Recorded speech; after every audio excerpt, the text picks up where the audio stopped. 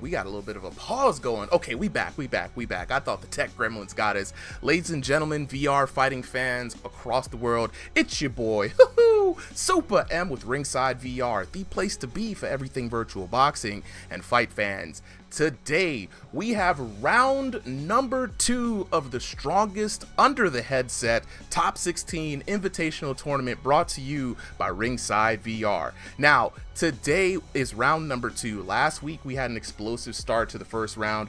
This is an invitational tournament for the top 16 fighters in the Ringside VR Discord. This is the first time we're doing a bit of a ranked kind of tournament situation. Normally, we're known for doing exhibition matches, highlight matches, high profile matches. Shout outs to Doe Elizer with the memes coming in. First in the chat, what's good, player? I want to say a special shout out to the 16 members we have in attendance today with us. We got some of our fighters here on the Discord. And so for everybody wanting to start, if you guys want to get involved and be a part of this, then definitely join the Discord, search for Ringside VR. I'm going to have my hands full a little today with running the tournament, so I'm going to be slow to react to the chat. Please bear with your boy, you know what I'm saying?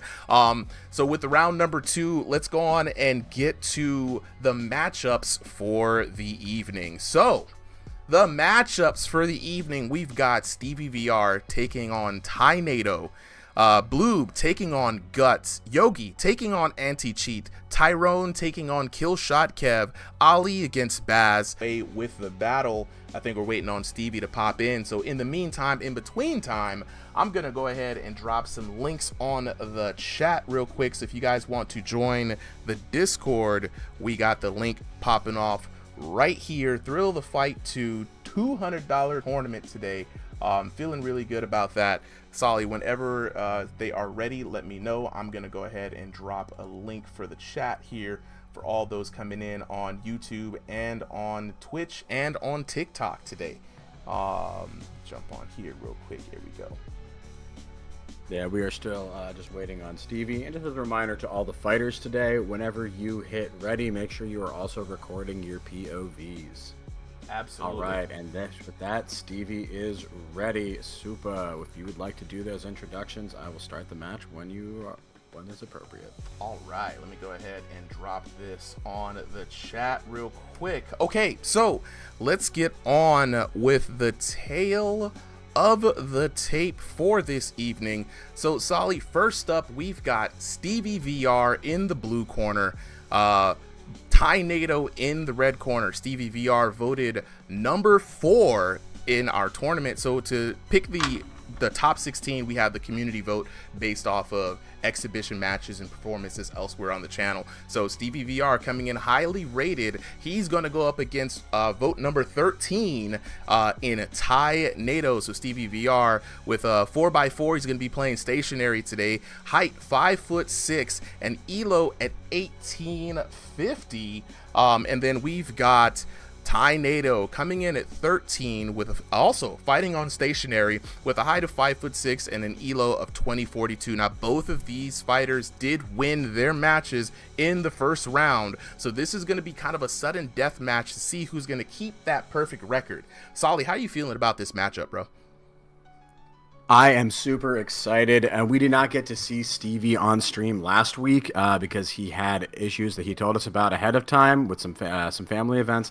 But we're going to see him in action today, and I am excited because he always puts on a hell of a show. Oh, yeah, bro. I could tell you last week he faced off against Spooky in an amazing match. Both of them did absolutely well, but Stevie VR came out on top with a crushing right hand. You got to be able to watch out for that right hand coming in from Stevie VR.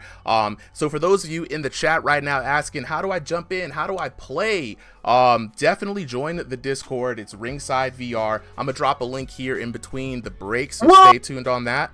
And so much for that Stevie hype. Ty Nato already dropping Stevie early in round 1. Whoa, dude, wait, did we start the match? Oh, I think so. Yeah, you can't start the match until I introduce the fighters. Do you want me to just make sure that after I announce the ring announcements, blue corner. Then yeah, red sorry. corner. I think I missed I missed the part that was the ring announcement part. I got we haven't gotten in. Look, they trying to start this brawl in the backyard. We ain't even started on the match. We're gonna do a quick reset on that match, Solly, and then I'll get him out. Yeah. Go ahead and get them out. Tell them to stop. So chat, so I'm gonna let you guys know right now. This is a 16-man invitational tournament. The fighters have already been set for tonight. If you want to get in on the action, I'm gonna go ahead and mute Discord. I don't think they can hear us. I'm gonna mute Discord. So we have a little bit of technical difficulties here. Jumped the gun a little bit on that. So I'm gonna mute Discord while we get this fight fixed appropriately. We got some new ring walks that we're going to do on the channel, so we're going to give the players a little bit of time to reset. So jumping back in, let me go ahead and look, go ahead. Yep, we're gonna go ahead and go for a reset. I got my people in the event right now, just making sure. Yo. yeah, y'all chill. Hold on, wait. We about to get started in a little bit. We got the homies restarting the match right now. Then we're going to get into the ring walk intros. A little something new on the channel. Appreciate all the folks who just followed, man. Manuel, with the follow, I appreciate it. Hey, Ball Hog Top said, make sure his Wi-Fi is straight this time. Look, we've been telling everybody to get that Wi-Fi fixed, bro. Like, you know what I'm saying? Like, the lag is something serious. Jaden with the heart. Appreciate it, bro. Appreciate the support. Brody Linden with the follow. Your boy B-Man with the follow. Lou with the follow. Appreciate it. Hey, y'all sit tight for a little bit. We're about to reset with these fighters. So let me make sure to go back here. Okay, if yes, yeah, for the fighters for the night, if it's gonna mess with your recording, if you're on Quest 2, you're exempt from the recording. It is what it is. Is this the only stream tonight? Yo, Creeper, yes. So it's Saturdays, we're just doing ranked. Tomorrow, Sunday, 7 p.m. Eastern Standard Time, it's gonna be the usual exhibition for coming in through. So Creeper Shuwu, yes. So today for for testing a little something out, we're doing a vertical stream on YouTube. If you want to do the full horizontal stream, definitely check us out on twitch.tv/ringsidevr. So let me go back to this fight. And so the fighters are ready. All right, fighters are ready. I'm gonna continue with the introductions now. So we've got Stevie VR in the blue corner, Tynado in the red corner, both of them coming in, like I said earlier, with their first win in last week's round of the tournament. This is a 3-round tournament. Jaden, what's good with the follow? I appreciate it. So let's get underway with these ring walks. I'm a little nervous. I'm a little excited. All right, we got Stevie VR, and then let me make sure I got the right people. So we got Stevie VR, and then, all right. So let's get on and topping with the ring walks. Introducing first, fighting out of the blue corner, standing at 5'6" and fighting out of North American East, known as a young lion ready to roar. Give it up for Stevie, Jack of all trades, VR.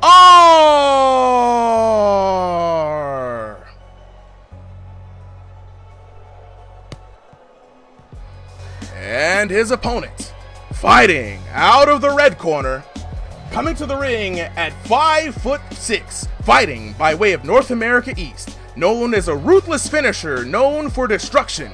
Give it up for Tynado, the Ego Killer. Go ahead and start that match.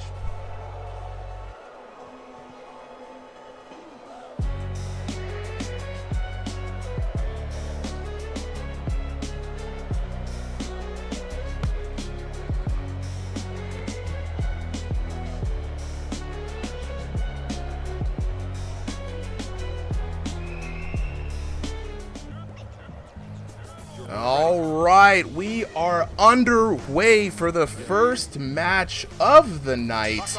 Stevie VR in the blue trunks, fighting out of the blue corner, fighting against Ty Nato in the white trunks with the black trim. Solly, are you excited for this first match of the night? Could not be more excited. Like I said, I've been wanting to see Stevie fight for a while. Every time he shows up in any Crossing the Void exhibition nights, he always puts on a show. In that technical difficulty, though, Ty Nato got an early knockdown, so possibly due to the recording issues, but interesting to see how they respond. Yeah, and so both of these fighters coming in off their first win in the first round last weekend. Check out the VOD if you missed the fights from last time. So right now we are competing in a 3-round Swiss tournament with these boxers. The top 8 boxers to come out of this will go on to the championship card. Thank you, Anti-Cheat, for the Discord audio there. Solly there saying that the Discord audio is a little quiet on your end, man. So let me see if I can bump that up for you. Yeah. Ooh, and already just in time. Yes.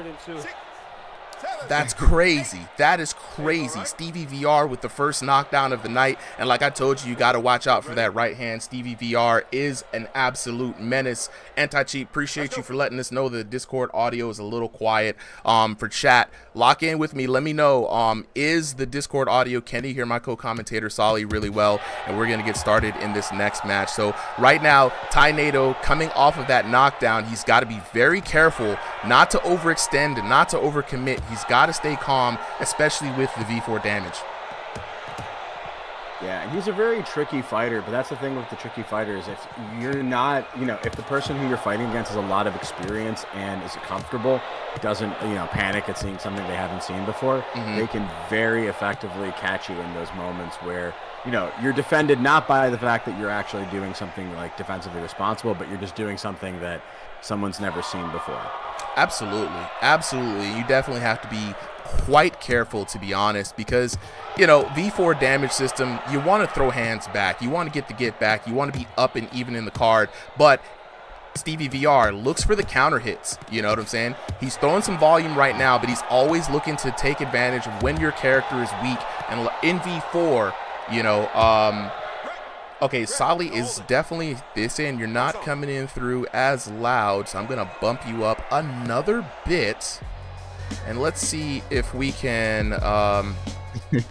get that up in there real quick. All right, making a little bit of headway there, chat. Let me know if you can hear the audio update. I had to switch scenes real quick, but back in here once again. Ty Nato putting in work, trying to make a comeback, trying to make this round not so much of a deficit, but he's down by 1 hit, bro. Yeah, and he's got a bit of a challenge now, but the advice I would give to all these fighters, right, just because you lost that first round, don't let it get to your head. There's still 2 rounds to work with, and he should feel comfortable that he didn't get knocked down a second time. But Stevie doing exactly what he was supposed to, right? He got the knockdown, and then he didn't go too aggressive, right? He just slowly put his foot up on the gas. Oh no, technical issue, Stevie dropping out of that fight. Ooh, what happened? That's going to be rough. What happened? Oh, you can't leave. Yeah, well, you got to be careful getting water, man, leaving the headset. That kind of thing does happen. Now, what we're going to do is we are going to try to reset this fight one time because ping does happen, disconnects happen. So what we're going to do right now, ladies and gentlemen, is we're just going to give the fighters a chance to reset. As soon as they reset, we're going to jump back into the match. No pageantry, no tail of the tape. So I'm going to talk with the chat while you guys get set up. So chat. Is it okay if we can just do 2 rounds though after we reset our headsets? Y'all gonna have to go through the whole round, bro. That's the difficulty about this game. Damn, well, yeah, because we're not gonna be able to judge. It's gonna be tough. We're not gonna do no calculations. Got to run it all the way back. All right. While you guys get set up, I'm gonna talk to the chat real quick. So, your boy B-Man, I want to become part of this. I'm a really good fighter, and my name is Bryce. So for all of those who want to become a part of this, definitely the first thing you got to do, and I'm gonna drop a link for you guys, is join the Discord. It's going to be the fastest way to get in on the action. Once you join the Discord, we have a wonderful referee team. It's all of our moderators. They're called refs. They'll be able to point you in the right direction. I can tell you right now that we have exhibitions on Sundays starting at sign up start at 5 p.m. First 30 boxers get in on the stream.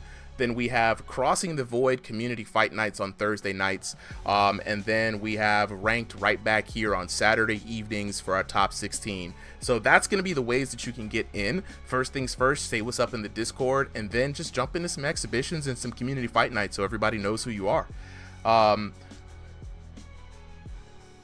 Let's get in. All right, where's the link? Just dropped the link.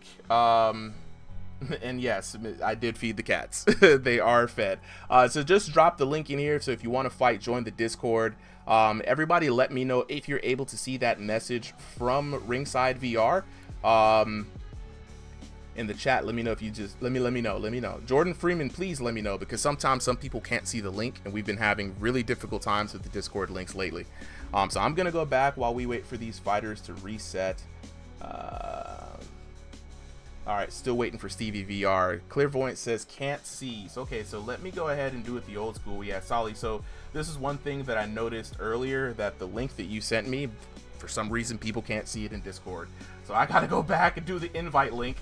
So just fair warning for everybody who I'm about to invite here on TikTok, because you guys usually ask the most, is that sometimes people flood the invite so much that our bot thinks we're under spam. So just drop that Discord link in the chat. Everybody let me know if you can see that link that I just dropped to join the Discord. And if not, just go on Discord and search for Ringside VR. It is a public Discord. We have 2,000 members. Nice. Okay, Jordan, you see that link. Thank you. We have 2,000 wonderful members here on the Discord. And it looks like we have both of those fighters ready. So Solly, whenever you are ready, go ahead and start the fight. Yep. All right, Roger, appreciate it. Seeing the link. Loki, what's good, bro? Appreciate the follow. We out here with this top 16 matchup here. We have a ranked tournament, 16 invitational fighters fighting for the top 16 spot. Oh, Jaden with the rose. Thank you so much, bro. Thank you so much. So we've got Stevie VR in the blue corner taking on Tornado today in the red corner. Both of these fighters have won their previous matches in the first of 3 rounds in this Swiss tournament. So we got another round next week and then a championship card after that. So I cannot wait to get started. Let's see. It looks like I got disconnected from the server. Yeah, same. I guess the fight didn't start. All right, let's just both fighters ready up. We're having some internet issues this morning. I'm gonna kick them both and have them come back in, because just sometimes. Okay, we're having more technical difficulties. Sorry guys, have to see my face for so long. I definitely want to get you in on the action, but we're having some technical difficulties with the lobby right now. So we're kicking both fighters out. We're gonna bring them back in. Definitely remember to keep Stevie VR in the blue corner and Tornado in the red corner. Loki says, I've been watching you for a while and I can't believe I didn't follow sooner. You do amazing lives. Thank you, Loki. Thank you. Try to do the best and the most, especially for this game. It's out in early access. Thrill of Fight 2, for those of you guys who don't know, this is a VR boxer, right? So for all the people you see here actually in their rooms throwing hands, we're getting people all across the United States to compete with us today, and I'm very excited. All right, so we got Tornado coming in, looking for these fighters to start. And if you know anything about VR, you know there's a little bit of jank, there's a little bit of difficulties. So trying to get everybody locked in. All right, fighters are back in. Let's check in with the chat. Jack Geiler, I love to see you in the chat, bro. A regular here fighting with us. Creepy Shuwu says, yeah, is there ping issues? Yeah, you got to be in the same region. Thank you, Jack. Yeah, definitely being in the same region. Josh with the follow. Yo, it's Jaden with the follow. Appreciate it. Noah says, is this game for free? No, but it is only $9.99. So, I mean, dang near free, because you can barely get a burger. You can start the match whenever you want, Solly. As soon as I see it popping up on the screen, I will start. Let's get it on and popping. Gotcha. Let's see, Creeper Shuhu, but with the spectators would have lag. Spectators have a little bit of lag, but not quite as much. Like, I can spectate any fight for real. All right, let's get underway with this next fight. We got Stevie VR in the blue corner, Ty-Nato in the red corner, fighting it out to see who's going to keep their perfect record here. Let's go ahead and go back. This is definitely round number 1. Solly, we are back in the action. Hopefully we can keep the connection through the whole fight. A little bit of a robbery there as Stevie VR had that first knockdown, so hopefully he doesn't lose momentum.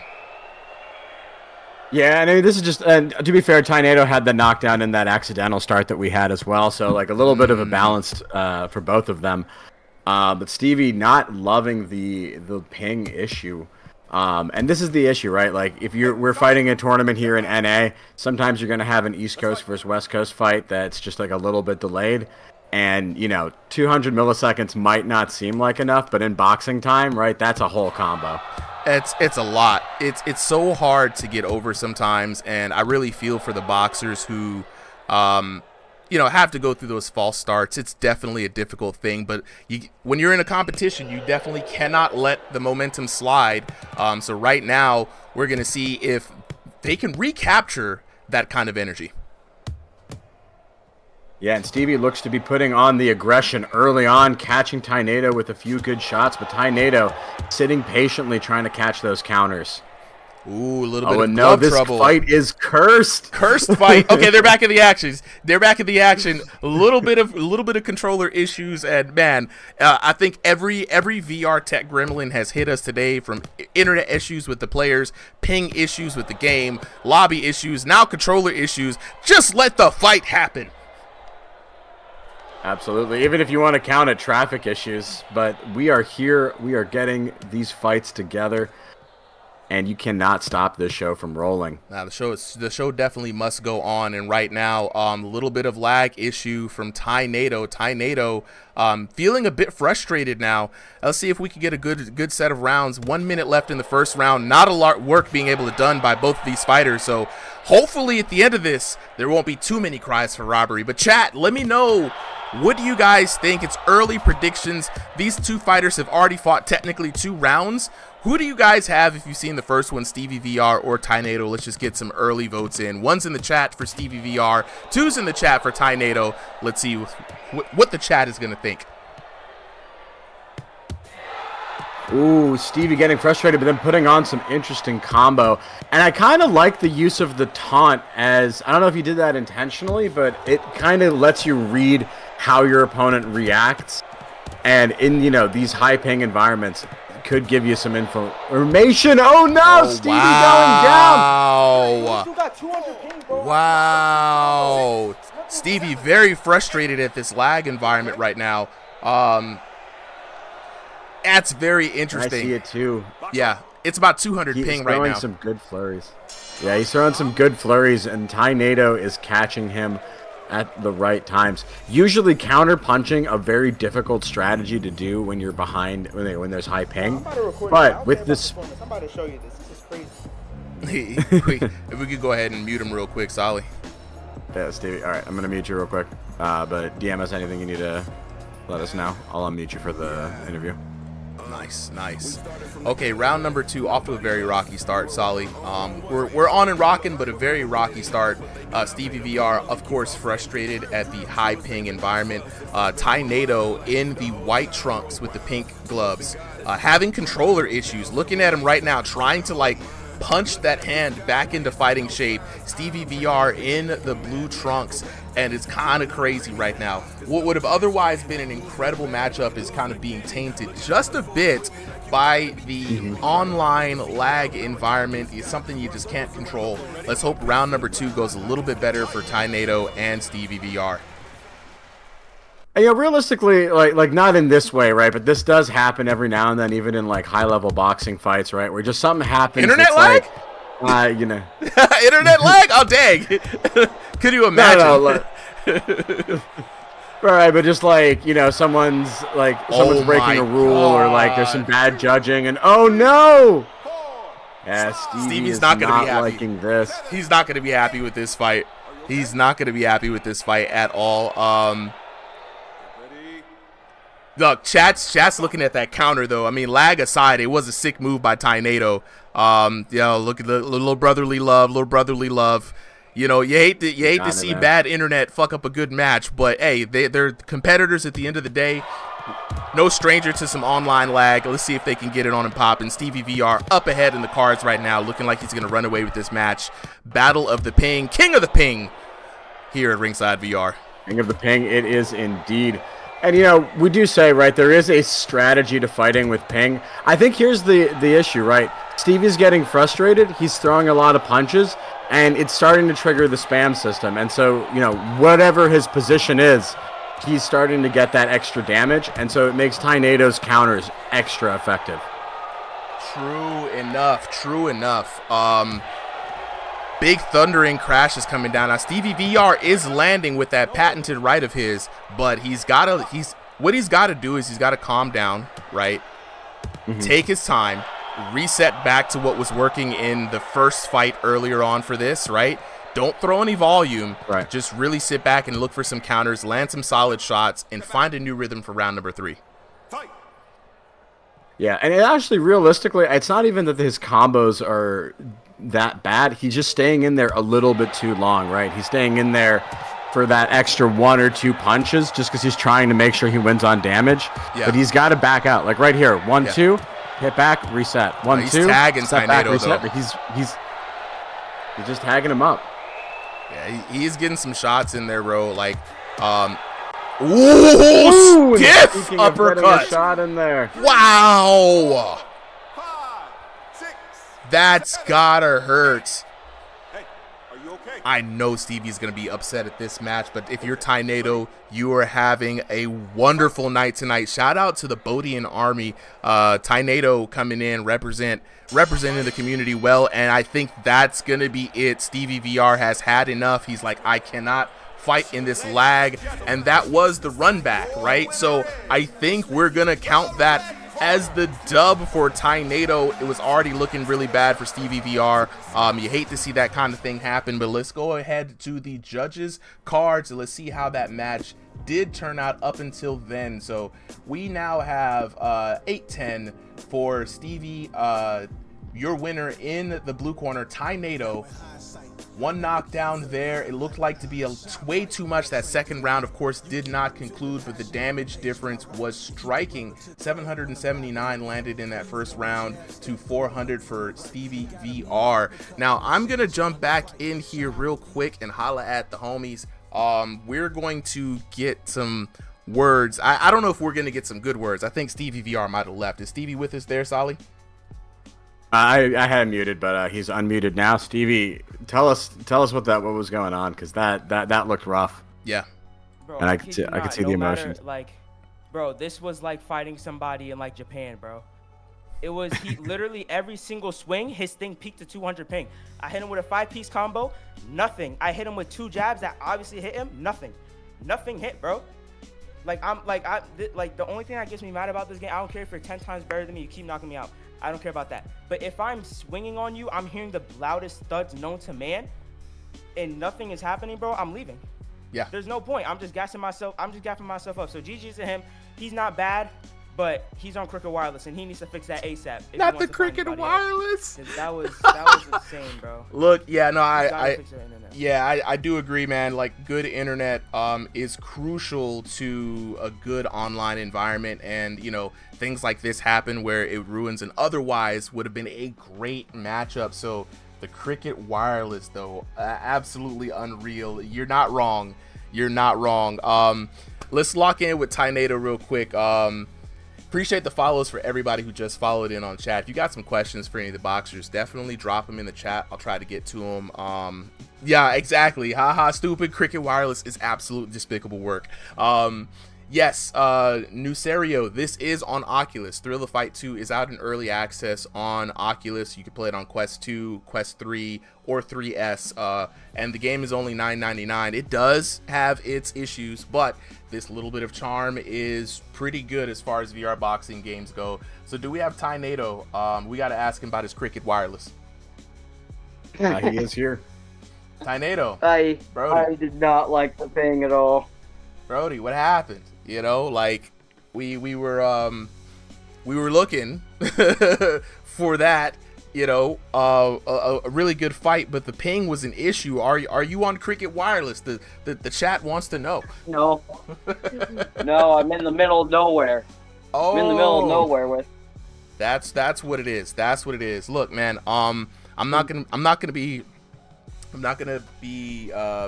too hard on you on the internet. It's something you can't fix, but you know, if you could like hit up your people at Comcast or whoever, throw them a little extra $10-$20 and be like, look, just bump me up. I got a tournament. But outside of the lag, man, what was your opinions on the few short moments that you were in, where you seemed to be able to land your shots even through the lag? How was that for you? He was able to land his shots, actually. I mean, he was pretty mad that he thought we weren't registering, but they were actually registering. He actually got me with a pretty good uppercuts and stuff. Man, I would love to see that back again, but look, congratulations on the dub by DQ. Stevie VR did step out of the ring for the second time. So we're going to get underway with the next matchup here in a bit. So, Solly, can you let me know who do we have up next? I know we did want to get who do we have up next? Yeah, so we got Anti-Cheat and Yogi up. Who is in which corner? So, Yogi is going to be in the blue corner. Yogi's blue? Yep. Yogi's going to be in the blue corner. Push that Anti-Cheat's going to be in the red. So while we get this set up, I'm going to grab they the are, tail they are of the tape. both ready, so whenever you want to go. Absolutely. All right, so we got Yogi v Anti-Cheat coming up there, and then we just got to make sure to reset these little graphics here.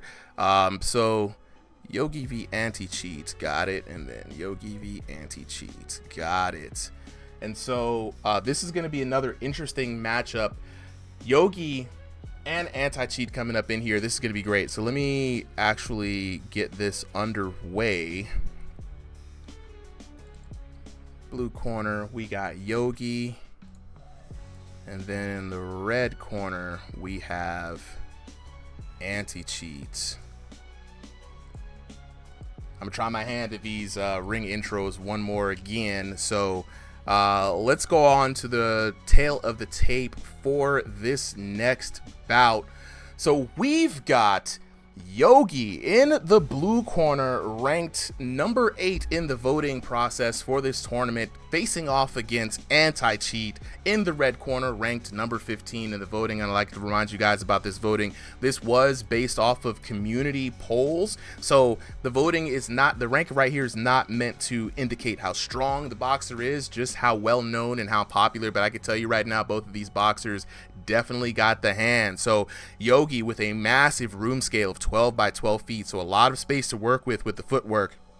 Anti-Cheat with stationary, so despite that massive amount of space, he's going to be able to meet with him anywhere he goes, so there's going to be nowhere to run and nowhere to hide, with the height advantage going to Yogi at 5'11" to 5'8" for Anti-Cheat, and then 1950 ELO online ranked match to 2047. So let's go ahead and get on to the ring announcements for this fight.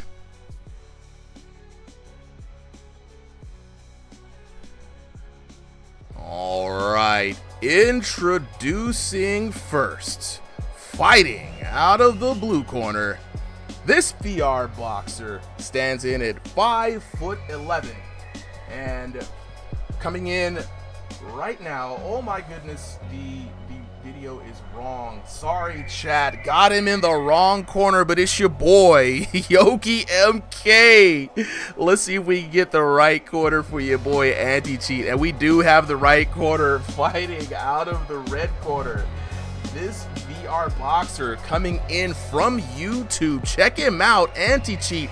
He only has his one loss from that first round, but don't let that deter you. This man has lightning quick hands and lightning fast reflexes. Give it up out of the red corner for Anti-Cheat. And I cannot wait to get this match underway.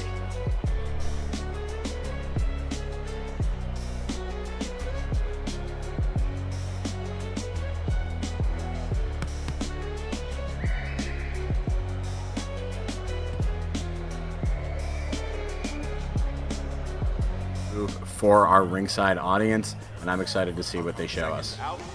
Oh, absolutely. I am mad excited for this round. 3 minutes on the clock. Round number 1 underway in our ranked tournament. We've got Yogi taking on Anti-Cheat. Now, this is going to be very exciting. Anti-Cheat hit me up this morning and said, man, do I still have a shot at first place? And this is a Swiss tournament, so even though he has a loss on his record, he can still climb his way back up and make it into those grand finals. Solly, early on, man, it's been very exciting to see Anti-Cheat back in. Who do you think is going to have this matchup? So I don't know. I love Anti-Cheat. I love his fighting style, but I think I'm going to have to put my money on Yogi. I think, that fight against Killshot Kev, he felt like he didn't put his best foot forward, and I saw him training today before the event with Bloob and his in the gym that they host. So I think this man is coming locked in. Now, Anti-Cheat, not one to be discounted, also doing really well in previous Ringside VR exhibition matches. So this should be a very good matchup. And I'm very interested to see how Anti-Cheat really takes to V4. Right now, he's showing that crybaby face, looking a little hurt. He's trying to maneuver in that ring, but Yogi having him locked down with the hands. And I love what Yogi is doing, right? It looks like he's throwing a lot of punches, but he's actually taking very deliberate pauses in between to make sure that he doesn't trigger the system. A little bit of a lag there. Both fighters giving each other a chance to reset. Love the respect here. And Tech Gremlins are out to sabotage us today, but 100%. These fighters not letting it happen. Yeah, Yogi putting in the hands to him, man. I really like what I'm seeing from Yogi. That training definitely seems to have paid off. When you're in this game, for those guys who don't know, Thrill the Fight 2 is a VR boxing game, out now in early access. A lot of people still getting their feet wet, still getting used to the rhythm and how to actually play the game. This game now, version 4 of the damage system, is going to bring in a lot of shakeup and change to how people are playing this game. You cannot use a lot of volume. You got to really lock in with the counter punches, and you got to make every shot count. This is going to be very difficult for Anti-Cheat. I think so, and that's what I liked about what Yogi was doing, is he's really making sure to take the pause to make sure that he resets his punch count and that he's not triggering, that spamming system. I'm almost wondering if for Anti-Cheat, that really rapid hand movement that he keeps doing back and forth, I wonder if some of those are counting as punches. You know what? That's very interesting, man, especially with how the developers have kind of programmed into this version 4, and there we go. Yogi hitting the mat. His lag is 500, bro. Let's go ahead and mute everybody who comes into the Showtime stage there, Solly. Yeah. All right, yeah, so let's get on to we already heard the lag call right there, and one of the big things about the game that is very disappointing is the ping issues that come in. First round underway, we heard this man had 500 ping. I think that was Yogi right there. That was very interesting.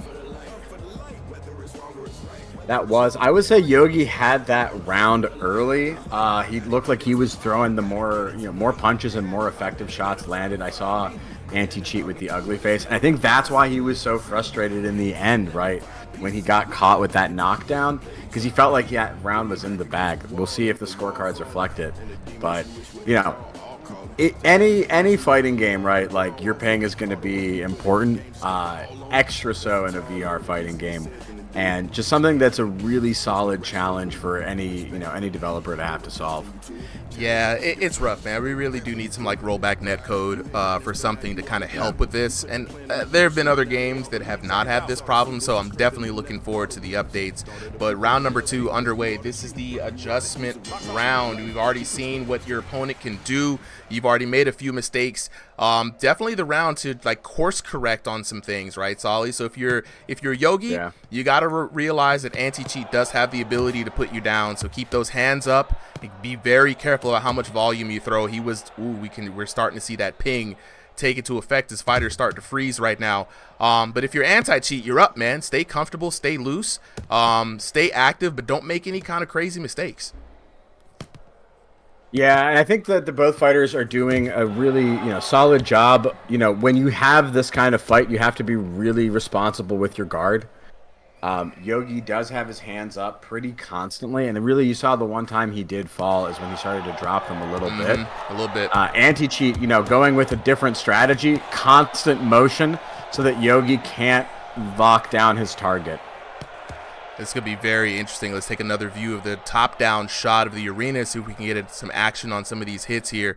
I like the change of pace from both of these boxers. They're very careful. The V4 anti-spam system, for those of you guys don't know, is so challenging to fight around. We really don't know the thresholds of how many punches it takes for a boxer to get punished for throwing volume, right? It's kind of crazy, so everybody has to kind of slow the pace down, slow the fight down. I think this is what the developers wanted to see, but, you know, very difficult to come back. Right now we're seeing a lot of shots coming in traded from both boxers. Ooh, big shots. Yeah, landing. doing a good job. Anti-cheat trying to put Yogi in the corner, but Yogi holding his ground and using some great footwork to get out of there. And, you know, especially when the lag is bad, those kind of positional, you know, decisions can really help you, put you in a better spot in the ring and put you in a better spot to either get offensive or get defensive. You know, when it's, I don't know how much you play for this, right? But when you're lagging in a VR game, what's your strategy if you're like, all right, I have to keep playing it? What am I going to do?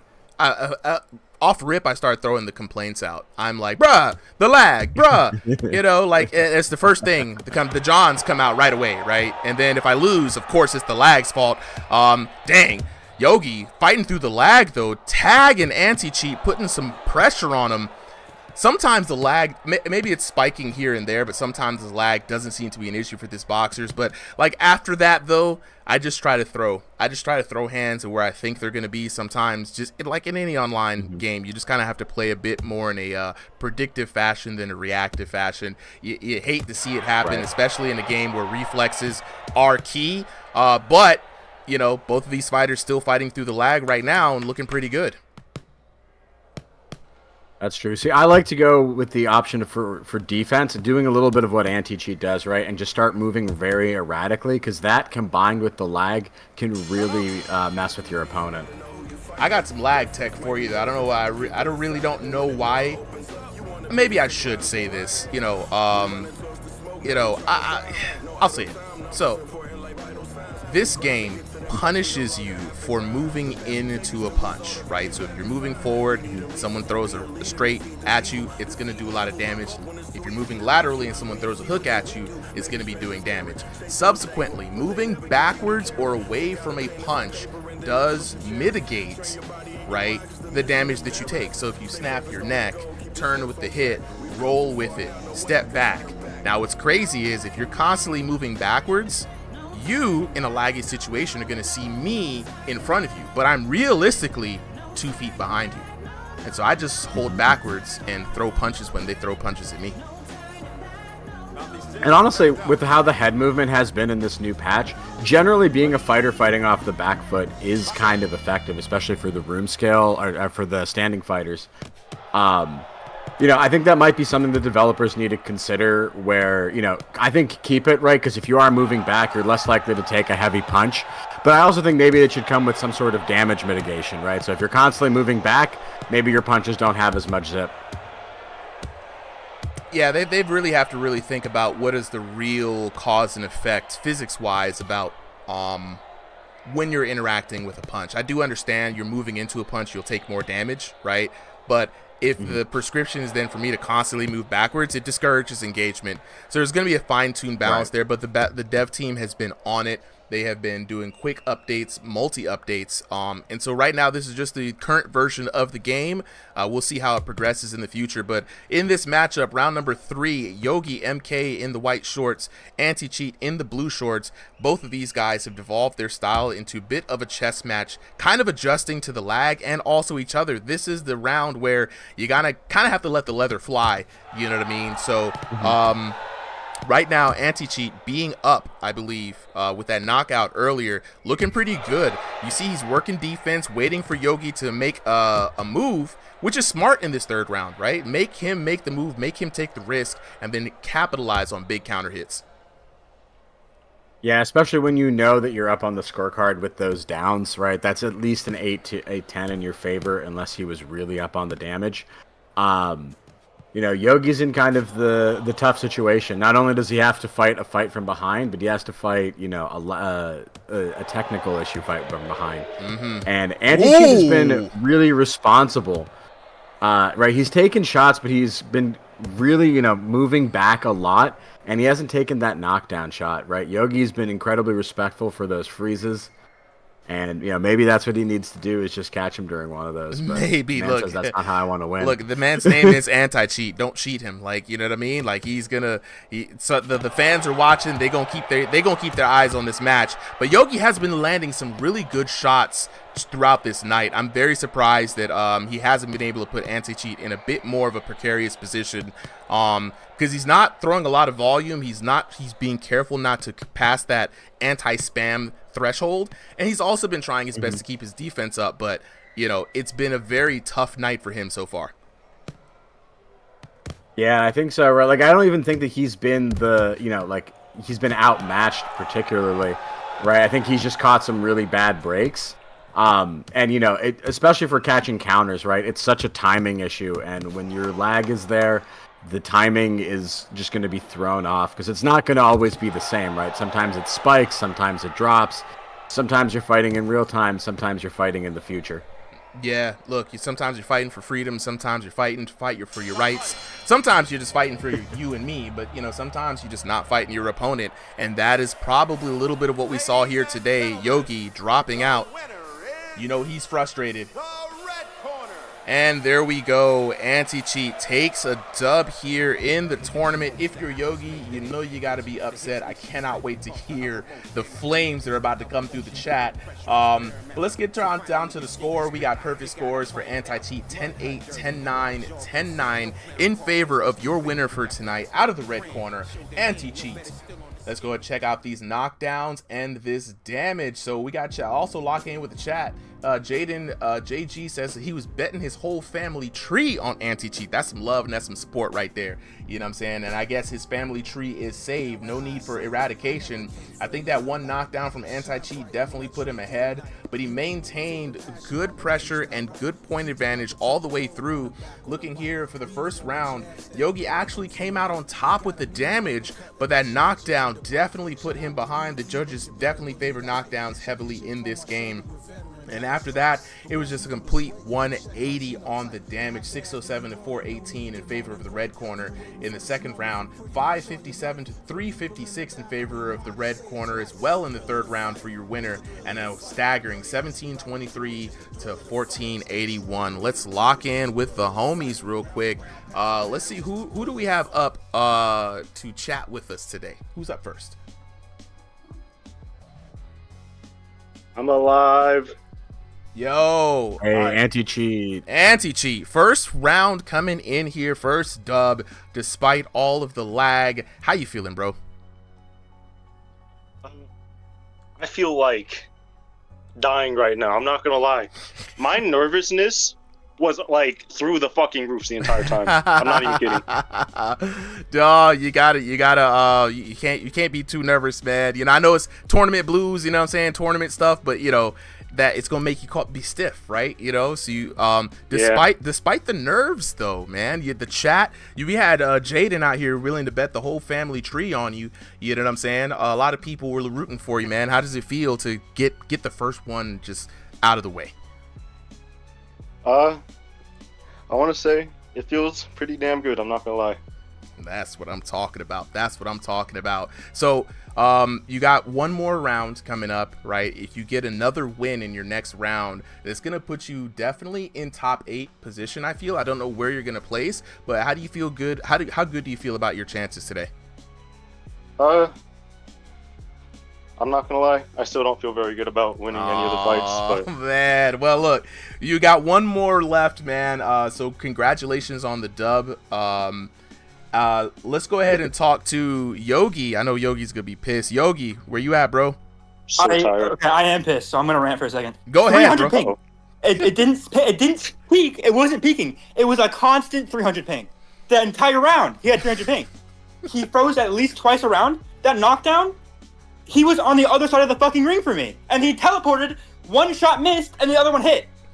He teleported in my face. Twice around, he teleported I on think me. that's a me thing. I'm not gonna lie. I'm pretty sure it might just be a you thing. I recorded it. I recorded your ping. You had 300 ping on your side. It's Did I? on record. Yes. Alright. It's on the record. You teleport at least 3 times a match. I landed 1 to your 6 shots. I wasn't outskilled. I wasn't outboxed. He landed 6 shots per like round on me. On my end, he hit nothing. And then I was hitting shot after shot after shot. Hey, and wait, nothing listen, I listen. did landed. Listen. Nothing I did. No. Listen. You will see in the That's video just the that- thrill of the fight, bro. Relax. Bro, nah. That's just the thrill of Nah. the fight. That's what happens. I'm Just the thrill gonna of the fight. I step don't know what to in. tell you. I'm gonna step in real quick. Referee time. I definitely wanted to give you the space, Yogi, to air the frustrations. Lag is something that, you know, it's like none other. You know what I mean? Like when you're fighting through it, you see the ping. It's rage inducing. So I definitely had to give you time to say your piece, man. So it's rough, right? So you're still in the tournament. You're still gonna be able to make top 16. Yeah. So this tournament, what's great about it is for everybody who's watching here, and it's gonna be a great time for me to bring this up. So let me see if I can show a little something here, right? So I got the full screen promo here. So we've got these fighters up today. This is a 16-man round robin tournament. So there's 3 rounds. We're on round number 2 right now. So this is going to set the top 16. So everyone here is still going to be top 16, right? It's just that the top 8 are going to be fighting for money. And then after that, we will set the ranks up for challenges from folks like yourself. So I see it in the chat. A lot of people asking, dang, there's no chance for me to win any money. You're wrong. So these people are going to win some money, and then we're going to open up challenges every Saturday for ranked challenges, and then every about 2 months or so, I'm going to bless the top 8 with top 8 money matches. So it would be in your best interest to show up on an exhibition, right? Challenge the matches, right? Challenge them in the exhibitions, show us what you got, earn a spot, earn a chance to challenge top 16, then make your way to the top. And so that's how we want to see people kind of get involved, right? So let's go ahead and get those next fighters up, Solly. Let me know who they are. So we've got Bloob already up. So is it Bloob up first? It's going to be Bloob versus Guts for this fight. Bloob versus Guts. So Guts is going to be in the blue corner. Bloob is going to be in the red corner. And let me go ahead and make sure I've got everything lined up for us. So chat, if you got any questions, hit me up. Now is the time in between breaks where I can actually answer questions.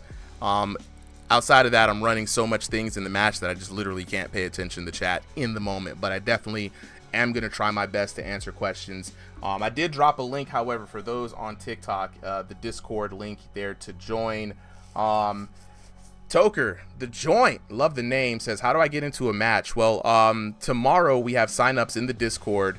You can go ahead and sign up for the exhibition matches, 5 p.m. Eastern Standard Time. Join the Discord.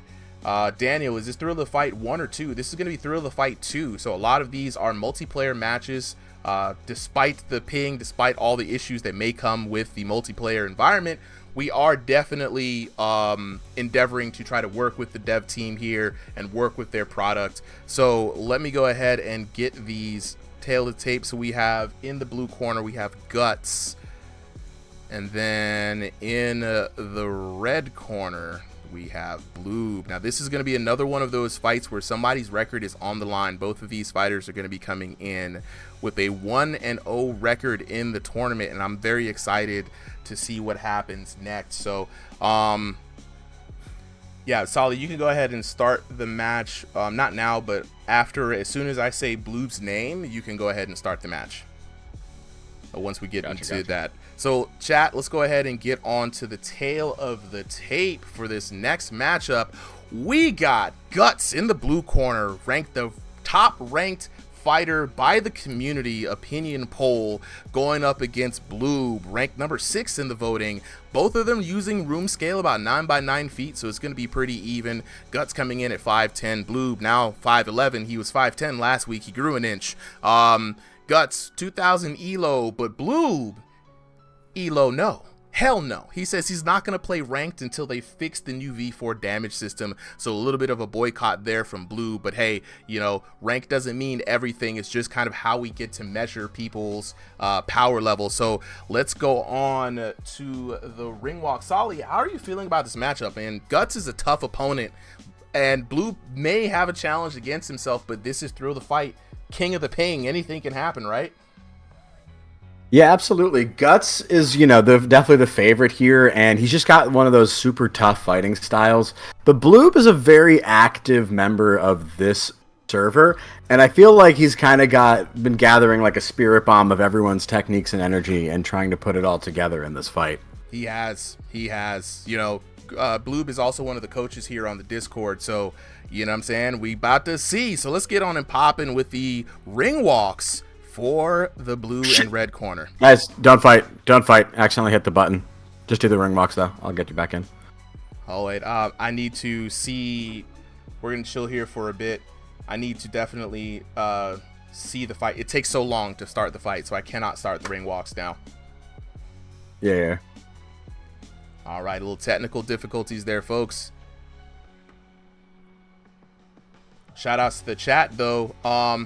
Random Stuff says the tournament is already over if the Hitman is in. The Hitman is in the tournament. Surprisingly, last week was not able to make his match, so he already has a loss on his record. You definitely want to be in a position to have a 3-0 record coming in. Here we go. Now we're getting this fight restarted underway. So right now, Brennan, the ELO for both of these fighters, 2,000 for Guts, and Blue on a protest to say, hell no. He definitely does not want to deliver any kind of support for this ranked environment as we get started up underway here. Sorry, just give me like 5 minutes. I gotta fix this headset jack real quick and then we'll be good. Okay, 5-minute delay. If we can go ahead and roll to the next match, Solly, we'll give him time to fix it.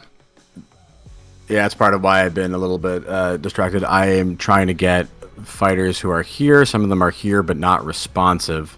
Interesting.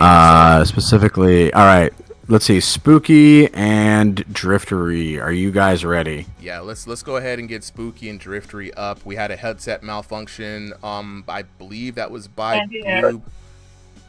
Hey, Super. Yo. I'm gonna be home in like 5-ish minutes. Let me see. Okay. I'm literally in the car right now. Okay, so Spooky and Driftery, we got 5 minutes there. Any other boxers are up, please let us know. If not, we are on a 5-minute pause for the next match, chat. Thank you for your patience, man. King Hitman Chuck says he's blazing through traffic right now heading home. So, hey, Chuck, just get home safe, bro. Like, if the stream has to go on a little bit longer, it is what it is, man. You know what I'm saying? I know Chuck's coming home from work right now. Just get home safe, you know what I'm saying?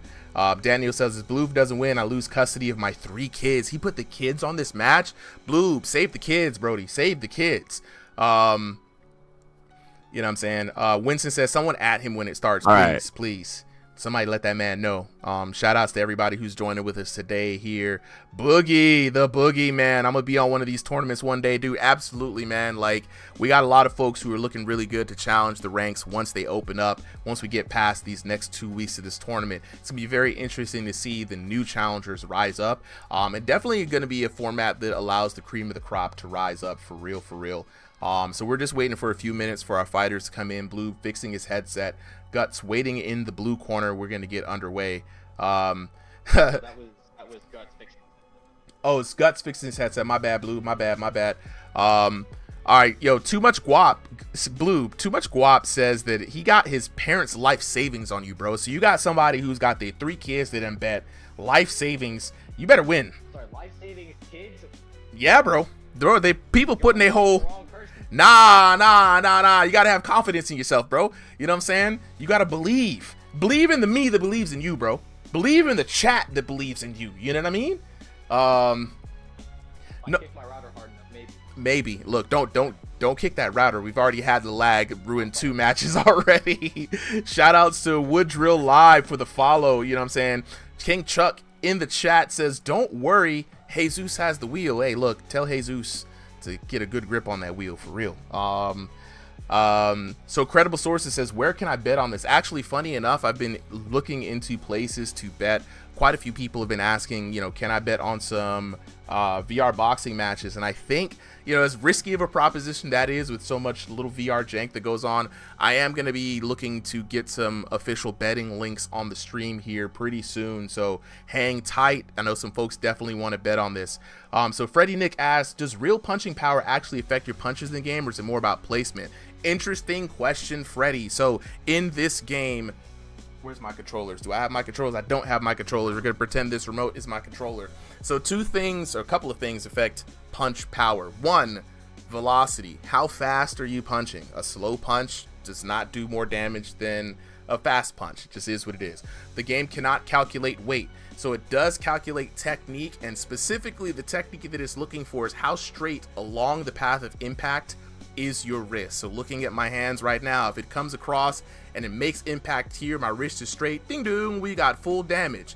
If my wrist is like this or like that, then it's going to be a negative on you, right? So a lot of people have been trying to prioritize technique as far as keeping that wrist rigid and straight, but also leveraging velocity on the punch. Now, the third thing that can affect your punches is where you place the punch. So on the character's body, as of V4 right now, there are weak points on the temple, the nose, the chin, the solar plexus, and the liver, right? This is a flat 40% damage increase to your character, right? So these things also affect your punch power. So where you place them does matter. Now, because there's a new anti-spamming system, right, there is even more that will affect your punch power. So what about flicker jabs? Look, you watch the Hitman, you watch Doom, you know what I'm saying? Doom from the EU, Hitman from MA, they have mastered how to translate the flicker jab into this game. It's actually pretty dope to see, because jabs are notoriously a terrible punch to throw. Shortest distance, right? So it doesn't cover a lot of distance. It's hard to throw really fast. And where you place it really affects the jabs. It usually comes out as the lowest punch for the boxers today. So, Sir Too Quick says, stream looks good. What did you change? You know, Brody, I didn't change anything. I don't know what happened from last week to this week. I just don't know. Okay, we got Blue coming back in here. We're about to get ready to start here in a little bit. Another thing that affects punch power, something that you don't control, is your opponent. If your opponent is moving into your punch, meaning they're moving forward and you catch them with a straight, they're moving laterally, you catch them with a hook, that is also going to be not only increased damage on that punch, but that punch, if shot to the head, has a chance to flash bang them. And when they're flash banged, they make this ugly face like, oh. They look like they about to cry. So be on a sharp lookout for that, because when you see that, that means that person just got a Modern Warfare flashbang to the face. All right, so we got both of our fighters up next. Enough jibber jabbering from me. I'm going to go back to the tail of the tape for everybody here to remind y'all who we got fighting. So in the blue corner, we've got Guts taking on Bloob in the red corner. Guts voted number 1. Bloob voted number 6 in our vote to determine who is the strongest under the headset. Both players are pretty even right now. 9x9 room scale. 5'10 to Bloob's new 5'11, grew an inch last week. Elo's about 2,000 for Guts, but Bloob is boycotting ranks right now, so no Elo for him. Now, let's get on to the ring walk announcements for the blue and for the red corner. So, introducing first, fighting out of the blue corner, standing at 5'10", fighting by way of North America East, known as a fighter looking to leave his mark tonight. Give it up for the Phenom, Guts!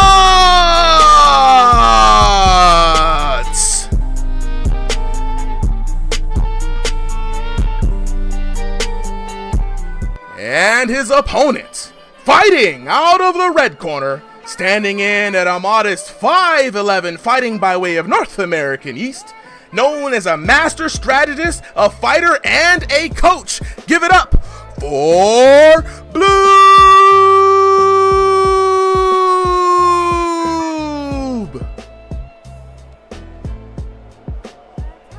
We can start that match, Solly.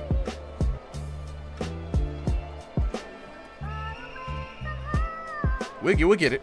We'll get it.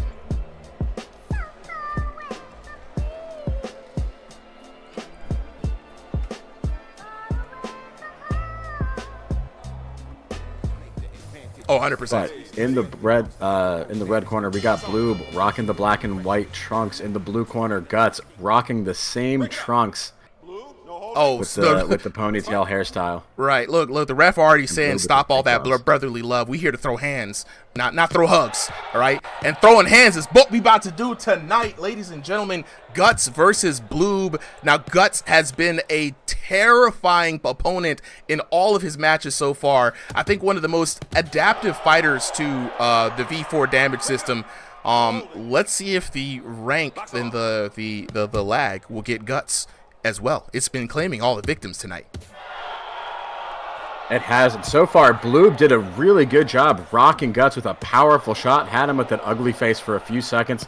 Guts doing a great job clinching to reset that fight. Bloob's looking pretty locked in so far. Yeah, I mean, Bloob had a lot of lack of confidence. I don't know if it was a front coming in. It could have been a pool shark move. I'm not that good. You're definitely gonna beat me. To lull Guts into a false sense of security with Guts, known not to fall for a lot of things, throwing the hands, and Bloob keeping it busy. I'm liking what I'm seeing from Coach Bloob. Yeah, he's doing a really good job fighting off of the back foot, right? Letting Guts be the aggressor and just catching it at the right times. And it's really interrupting Guts' ability to string together long combos, in addition to the fact that, the punch, the anti-spam system is there. Bloob's figured out a really good strategy so far in this early round. Yeah, he's staying out of the way, not standing toe-to-toe with Guts, but Guts has some dynamite in his hand, already landing a significant blow on Bloob, putting the man in a little bit of pressure, and Bloob responds with a beautiful left on Guts. Yeah, and Guts is just swinging for the fences, catching Bloob there with a couple of those shots, but Bloob doing a really good job of avoiding, taking multiple hits. And I gotta say, right, like, I've sparred with Bloob a couple of times, but I have not had a chance to fight Guts. Terrifying to be against that kind of, just tough, aggressive fighting style, right? Because even if you're doing the right things, you just know at any point you could just step on the gas, and it's so hard to block every one of those hits. I mean, Bloob is doing a phenomenal job right now, returning fire for fire, having Guts with the ugly face, something we rarely get a chance to see. Oh my God, the cross counter! Down goes Bloob! The man was doing so good against Guts and just gets decimated. And I did not expect that. I thought the counterpunch was actually going to come from Bloob, but Guts sneaking in a very good counter and just turning the momentum of this fight right on its head. Oh, this is kind of crazy. And what's crazy is Bloob has been able to put Guts in a very terrifying position more than once. He is landing great counter hits and taking advantage of the timing when Guts is coming in. If Bloob can lock in, that's what I'm talking about. And Bloob does what he thought was impossible. Puts Guts down for the first time in this tournament. What an amazing comeback. You okay? That was an epic move. And I gotta say, Bloob doing his best Guts impression. That is a hallmark of Guts' fighting style, is whenever he gets knocked down, he comes back with a ferocious combo and puts you right back down on the canvas as a response. But Bloob saying, I got you, fam. Dude, that move ain't patented. This is absolutely great, and let this be a lesson to everybody. Bloob has been locking in. He hasn't just been sitting on his laurels. It's Glock, it's Geo. Appreciate it. Bloob has been training. He has been working with other fighters. He's been watching matches. He has been preparing for this match, and he really wants this dub. Right now, one of the most terrifying people in this tournament has been Guts. And so this is incredible to see that, every underdog has their chance. Do not count anybody out. The man Bloob is out here for blood. And if you don't know who Bloob is, just look for the bubblegum pink gloves, y'all. Look for the bubblegum pink gloves. Round number 2 underway, Solly. The adjustment round. We saw some fireworks there in the first round, man. Let's see what kind of adjustments we're going to see from these two boxers. And the only adjustment from Guts is to put more pressure on Bloob. Yeah, doing a good job. And with the way these two fighters are starting to clash, we're seeing the clinch system be implemented much more often. Both fighters putting up an incredibly high pace in round 2, saying we're going to win this back. But I got to say, be careful about that anti-spam system. I think it's going to be the careful shots that win the day. It's going to be really tight. I like Bloob's adjustments here against anti-cheat. I was about to say anti-cheat against Guts. He's keeping it compact and keeping it tight. He knows that Guts is known for good hooks. Oh no, dropping those hands. You got to be careful there, Bloob. Do not drop those hands. Not now. You're going to drop this placement in this fight, but you got to be careful because Guts does think on his feet. So we're going to see some different strategies here come in from Guts. Bloob's got to be ready for what comes next. He's got to. Now, who would you say won that first round? Because, right, it was definitely Guts with the early knockdown and then Bloob taking it back. So I think the damage is really going to come into play in that first round. And I saw Guts with the ugly face a lot. A lot. Bro, a lot. It's tough, right? You want to give it to Guts because he comes across more aggressive, but y'all got to watch out for Bloob. Bloob has been sneaking in a couple of sneaky hits in here and there, especially keeping it short on the inside without triggering the clinch system.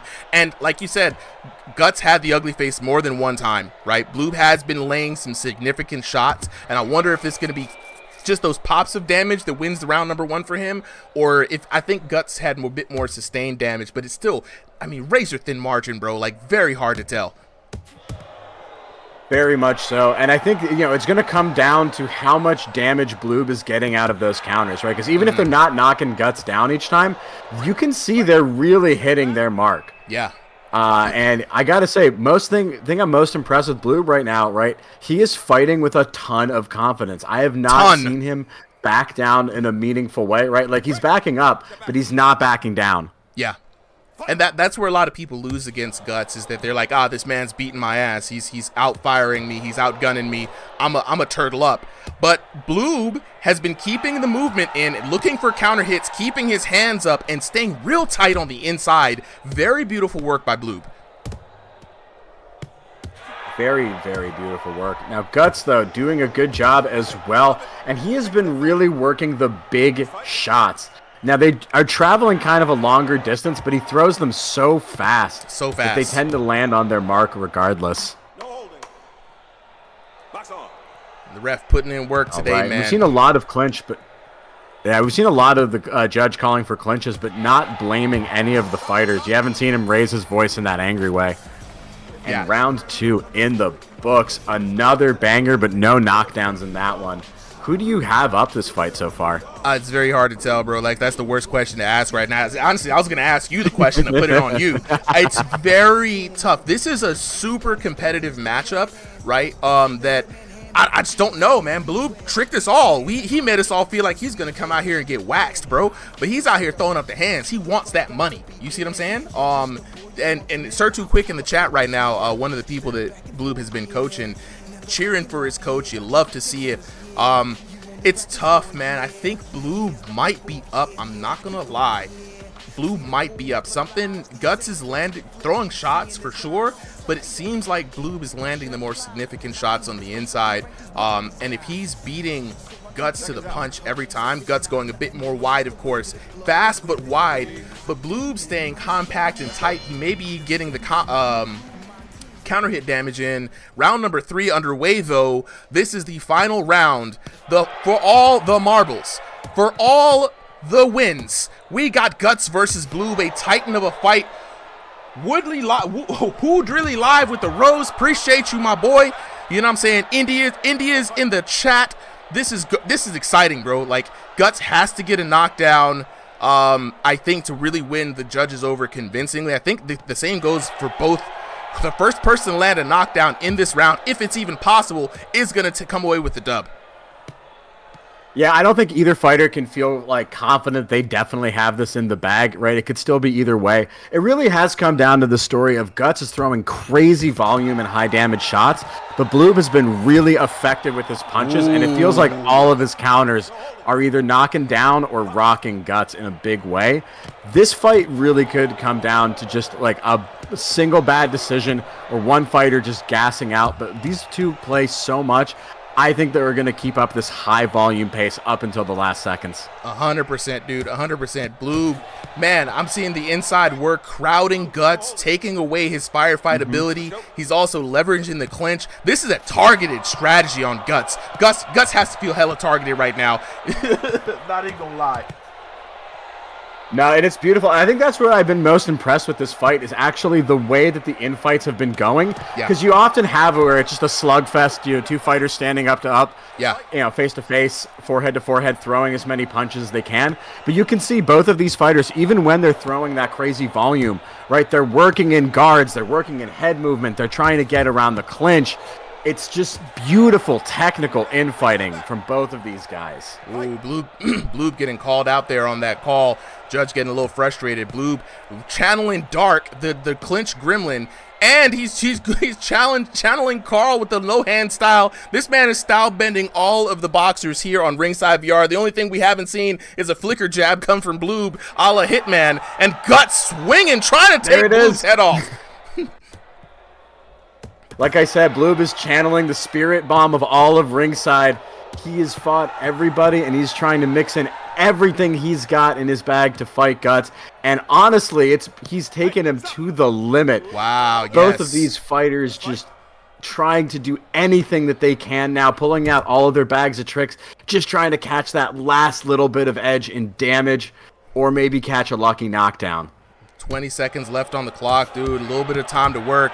I don't know if we're going to see a knockdown this late. Both of these boxers have been trying their best tonight. It's going to come strictly down to damage. Who has done the most damage in this round? And right now, Guts working to try to get that last bit in to impress the judges. And with that being said, this fight is about to come to a close. Wow!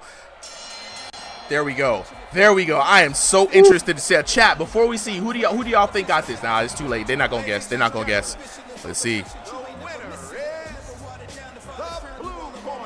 And there we go. Guts takes it, and a miraculous win. We thought Bloob had the answer. We thought he did. Oh snap! We've got to see this. We've got to see this. Yeah, look at that. 10-9 that first round going in Bloob's favor. I think that was his cleanest round, 100%. But those next two rounds, Guts coming in 10-9 and 10-8. Knockdowns, one apiece in the first round, and the damage is really where it changed. Guts showing that volume was not just for show, and playing a really dangerous style, right? Yeah. Going just right on the edge of the spam system just to get those extra hits on Bloob. I mean, very, wow. Very risky, very dangerous indeed. 3K by the end, and Bloob's defense was tight, so that is not an easily earned 3K damage. Not at all, dude. Look, chat. If y'all are watching this, that was one I think our early calls here, fight of the night for both of these boxers. That was an amazing fight, and I definitely want to go ahead and talk to Bloob. Bloob, where are you at, bro? I gotta talk to you first. Dog. I'm so stinking proud of you. Oh my god. Dog, you could have won that. You could have won that. I didn't have the stamina to keep up with him for 3 rounds, dog. Nah. I had the right strategy, was targeted, I was thinking, but I couldn't keep up with the stamina. I tried stealing his style. I heard flicker jabs, so I was like, screw it, flicker jab. No, you did. You style bended everybody, bro. Things started cramping that 3rd round. I think I could have had a lot more damage in on him. Man. I'm not a top 1 fighter. I know I'm not fighting 3-0, so. Look. 1 loss against a guy who deserved it, who's ranked #1 for a reason. Yeah. Yeah. I did well. Yeah. No. 100%, dude. Kudos. You've been in the lab. You've been the most vocal, one of the most vocal people about how you don't like V4's damage system.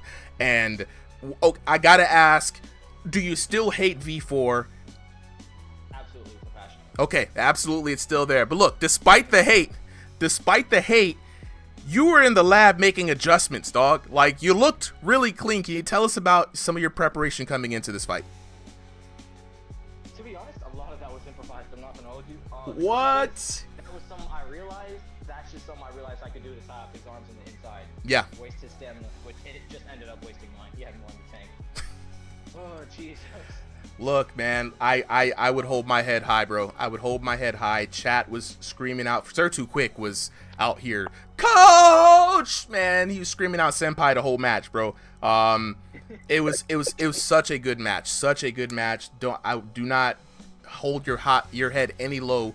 That was amazing. Like, you was coming in here talking like this is gonna be a blowout, and you did your thing, bro. You know what I'm saying? So my hat's off to you. Let me quickly lock in with Guts real quick. Guts. Yo. Bro. Was that fight harder than you thought it was going to be? I actually came in thinking I was gonna lose, man. What? What? Yeah. What? I fought him on V3. He swears he did horrible, bro. I was literally like sweating that entire time, trying my absolute hardest. So I really thought I was gonna come into this and lose. Man, look, see, Blue, you gotta have more confidence in your hands, Brody. You heard it from Guts himself. Okay, you gotta have more confidence in the hands, man. This was a great fight. Honest to God, I am fine with not being number one. But if I don't get that top 3 spot after a performance like that, because I'm thinking like, who else is putting up hands like that? Bro, we have seen that was some great fighting. I gotta win my next fight. I gotta get it. Yeah. I 100% think you should try your best, bro. So Guts, tell me a little bit about that fight. So the first round definitely went to Blue. What were the adjustments that you made after the first round to swing the tide of the fight? Being faster, because I saw like at the end of like the rounds he was starting to like take breaks to like get a breath in or something like that. So yeah, I knew he was gonna eventually gas out, so I really just like kept going. Look, man, the stamina, it's peak, bro. Look, Guts, you're up 2-0, right? You're in prime position for fighting for the #1 spot. How do you feel? Man, I'm feeling scared, bro, because I'm gonna have to go against like Cam or Stevie or some shit. Cam or Stevie are coming for that #1 spot, bro. Shout out to Gem VR. I see you out there, bro. India. Gotta put the India is becoming a meme right now. I got every time we're having a phone tag battle yelling India at each other. Look, Guts, you got one more round left, man. I think you, even win or lose, you're definitely gonna be in top 8. So I would take it easy, stay loose. Watch Stevie's fights. Watch out for Cam. He hasn't been able to have a fight yet, but you could run into him. You could run into Stevie. Hell, you could run into well, not Hitman at this point. Maybe Tornado too, bro. Like, there's a lot of stiff competition out here. So we're about to lock in with the next fighters coming up here, chat. Thank you to you both for a wonderful fight. Solly, who do we have in the next fight? Next up, we're gonna have Boz versus Ali. Boz versus Ali. Let me take a look here at this graphic. Boz gonna be in the blue corner. Ali gonna be in the red corner. Let me get this 3 minutes up on the clock real quick. And while we prepare just some little something for this next fight, chat, if you got any questions, let me know right now. I'll be able to answer them real quick as I get set up. So you got Boz versus Ali.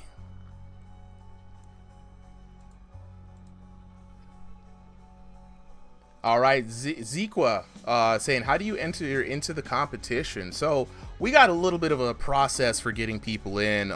We would like for everyone to participate as much as they can in our Sunday night and Thursday night fight night. So Sunday nights we have an exhibition night live streamed here on the channel every Sunday, 7 p.m. Eastern Standard Time. Join the Discord. I'm gonna drop a message for you here in the, not a message, but I'm gonna just drop it in the chat. Link to that Discord there for you guys. Join the Discord, sign up at 5 p.m. Eastern Standard Time. When you join the Discord, quickly ask for a ref. They'll be able to show you how to sign up and where to sign up.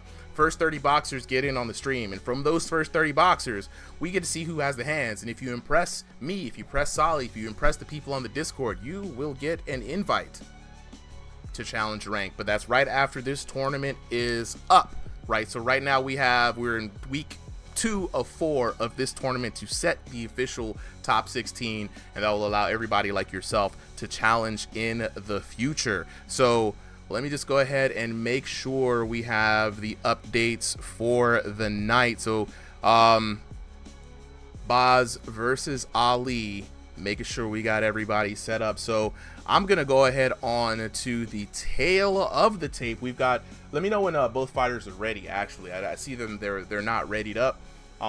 Whenever we ready it up, yeah, no problem, Zequa, no problem. You know what I'm saying? The bots in Twitch chat, I gotta let them know to get the heck up out of here, bro. Spooky, what's good? What's good? You know what I'm saying? Rick Brown with the All right, follow. I both fighters appreciate you. are ready, Super. All right, let's go ahead and get on with the tale of the tape. We got Boz in the blue corner versus Ali in the red corner. Boz, of course, ranked number 9 with a stationary of 10 by 10 foot massive state, but he's going to be fighting stationary. He has a 10 by 10 foot space, but he just prefers to fight stationary. Coming in at 5'11 with an online elo in this game of 2,042. In the red corner, Ali, though, voted ranked number 14. He's going to be fighting stationary. He does not have a large room space, but Ali has a massive height advantage of 6'3". And Ali also boycotting the online elo, saying, hell no, I will not play. Not until the damage system favors him. Now, I want to remind everybody that in real life, height advantages and reach advantages are killer, but in this game, you can easily get crowded. Imagine fighting a person who feels no pain. Your arm advantage is not going to mean much, man. So it's going to be a tough fight for Ali as he tries to maintain damage here, range for his damage here in this fight. So, Sally, man, how are you feeling about this fight? I'm pretty excited, right? You know, Boz is one of my favorite fighters. He came in with just such a dominating performance last week, showing us that knockdowns are not gone out of V4. So I've got my money on him, but Ali, also a very dedicated fighter, constantly hosting open matches and coaching other fighters. So no slouch himself, and has excellent long reach advantage and very good outboxing. Oh, absolutely. And just to remind me, bro, do we know what I'm checking the signups right now. I gotta check for Boz. Boz is known as just Boz for some. Is he not known as the Shape? Anyway, we're gonna get in. I thought I had his ring call wrong, but we're gonna get underway with the next bout. So we've got Boz in the blue corner. Gotta cue him up here versus Ali in the red corner. Gotta cue him up here too. And let's get this ring walk underway. So introducing first, fighting out of the blue corner, this VR boxer fighting in from North American East with the hands from the promised land. Give it up for the bombshell, Boz!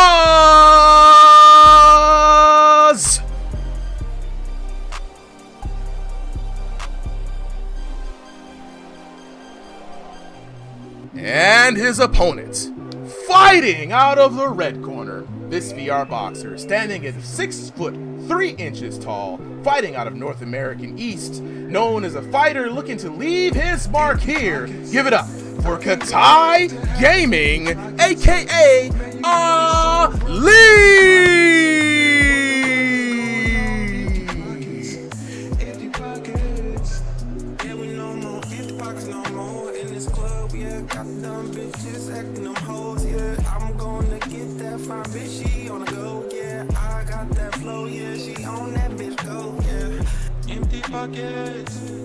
All right, this fight is underway. Round number 1. Ali in the white trunks fighting out of the red corner. Boz in the black trunks fighting out of the blue corner. This promises to be another interesting bout here, Solly, in this top 16 tournament. How you feeling about this one, Brody? I'm feeling really good, but I gotta say, even more excited about those intros. I love the new feel. This feels like such an excellent thing, and I hope that the devs realize how much it adds to the game, both for the players and for those watching. But right now, Boz starting off early with some good aggression. Ali playing very carefully, using a very good defensive style and being very cautious with the spacing, just trying to use that long reach to poke Boz whenever he can. Yeah, and, you know, I've talked to Ali a bunch of times. Having that long reach can sometimes be a disadvantage, especially if you're fighting somebody like Boz, who has no problems fighting on the inside. If you're Ali, it's going to be very tough because you're not in your perfect striking zone, so your punches are going to take a serious hit and damage. And if you're Ali, man, you got to start playing on the back foot. Yeah, I think so. And I think he's doing, he's doing that right. This is still the, the figure it out round, the round where he's still trying to figure out where, Boz is going to be punching, what kind of guard he's going to be using, how heavy does this man hit. Mm-hmm. And so, I'm hoping that he's got, a little bit more left in the tank, right? He's so far taken very little to, revealed of his own bag of tricks. Mm-hmm. So I'm excited to see what he's learned and what he's going to put into this fight. Yeah, Ali has been working on a lot of head movement recently. Oh my God! And I was just about to start talking about this man's head movement, but it was just not enough. Boz with the answers to the problems that Ali is putting out. Beautiful knockdown in first number 1. Yeah, and this is going to be an important moment in the fight. Still early enough in round 1 that Ali can adjust and take back a knockdown. And it's going to be important to see, right? This is very telling whether that was just a lucky shot or if Boz is now figuring out Ali's range and placement and is starting to get more and more comfortable, which it looks like he is. Ali getting caught a few more times. Whoa. And catching Boz back! Wow. Wow. Wow. Chat. Y'all gotta chime in. This is a firefight right now. I want to hear 1s in the chat for Boz, 2s in the chat for Ali. Right now, Ali returning fire in a risky move. You definitely in V4 don't want to be firing back at somebody, but Boz right now losing that precious lead. Ali trying to figure it out. Yeah, and getting it right back. Damn! Damn! What is this, V3? All right. What is this, V3? Yeah, this is feeling very much like a V3 fight. And I think that's just something about Boz. He's got that aura. He's like, I'm going to make it a V3 fight. Knockdowns are going to flow. Yo, chat is split right now. I see a ton of 1s, a ton of 2s in the chat. Chat right now is split right down the middle. It could be anybody's match. Solly, I'm going to throw it to you. Who do you think had that first round? I mean, definitely Boz, right? He caught 2 knockdowns to Ali's 1. But I got to give credit to Ali coming back with a ferocious knockdown, right? After that first one, Boz really started putting on the pressure, racking up damage and starting to just throw a large volume of shots. And Ali did not panic, stayed patient, waited for that anti-spam system to kick in, and hit him with a beautiful counter. That was beautiful. That was absolutely beautiful. We got to be careful about the anti-spam. If you're throwing more than... to be safe, 3 punches in a combination, you're doing too much, bro. You go over to that 4th one, you're opening up yourself for a world of hurt. Chat is in the crowd. Chat is like blowing up, telling Ali he needs to throw more uppercuts. He needs to throw more uppercuts. You know what I'm saying? Like, the chat is like, they're like, I need my vote to count, bro. I voted on you, brother. Round number 2 underway. Boz in the black trunks, Ali in the white trunks. Ali looking really spry, looking really energetic. I like it, and I like the combos he's trying to put together. This is the adjustment round, Solly. So this is a time where we see the boxers take a chance to change up their gameplay, maybe reveal some new cards, and Ali with the newness going straight to the body, trying to rack up damage, but he's got to be careful. He's hurt. He's hurt. Boz looking to counter it on the opportunity, looking to drop the bombos, and there we go! Damn, Boz taking another knockdown and really starting to pull away in this round. That being said, I really like what Ali was doing there, going for the body. We don't see a lot of fighters take advantage of that, but he's got to be more defensively responsible, especially if he's going to throw both hands to the body. You got to keep some hand close to your head or use a lot of movement to stay safe. Yeah. So Ali now having to climb out of this deficit. Yeah, I mean, look, when you're going to the body in this game, right, Ali, right strategy, probably not the best execution for V4. He's got those long arms. He can snipe the body from a distance. He's got to have an in and out, though, living up to the name, float like a butterfly and sting like a bee kind of strategy here. And he's staying too much into the pocket, throwing too many hits. And when he does throw those hits to the body, leaving his head wide open. Boz locking in, taking advantage of it. And there, Ali in another world of trouble. And instead of backing up, he still throws hands. This is dangerous for Ali.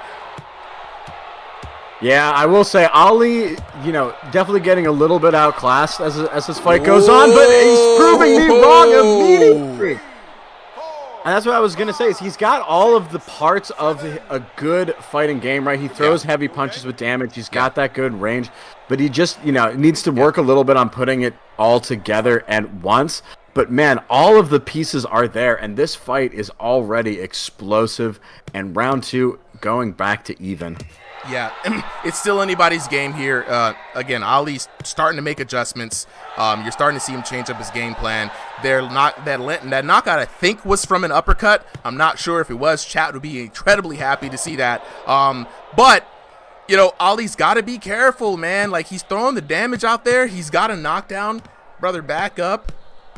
Let Boz come to you. You've got the longer each. He's going to have to cross that void, and when he does, punish him then. Stick and move, rack up that damage. If you see him hurt, then come in, but you got to be careful, man. I don't like how many shots he's letting Boz get through. Oh, and right there, just like I said, he's been a pinata tonight when he goes to the body. And really, Boz has just been showing an excellent, just natural inclination for infighting. You know, whenever he's there, he always has sharp instincts, really quick reaction time, and great power. And that's what you need to succeed on the inside. Mm-hmm. And speaking of being on the inside, man, Ali shouldn't be allowing Boz to get in on the inside like this. He definitely is fighting on with his, what seems like his feet just firmly planted on the ground instead of fighting while moving. And that would be something that I would say to Ali. It's just like, you got the long arms, my friend. Definitely use that and plan your game plan around that, right?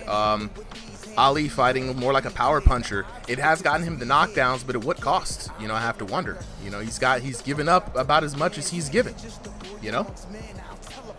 Yeah, and that's the other thing, too. At this point in round 2, there has been a lot of knockdowns, and the scorecards are probably not in his favor. And also, I'm wondering, too, about the damage, right? Because Boz has just been coming in with heavy pressure. Yeah. You know, anytime he's in range, you see those hands flying.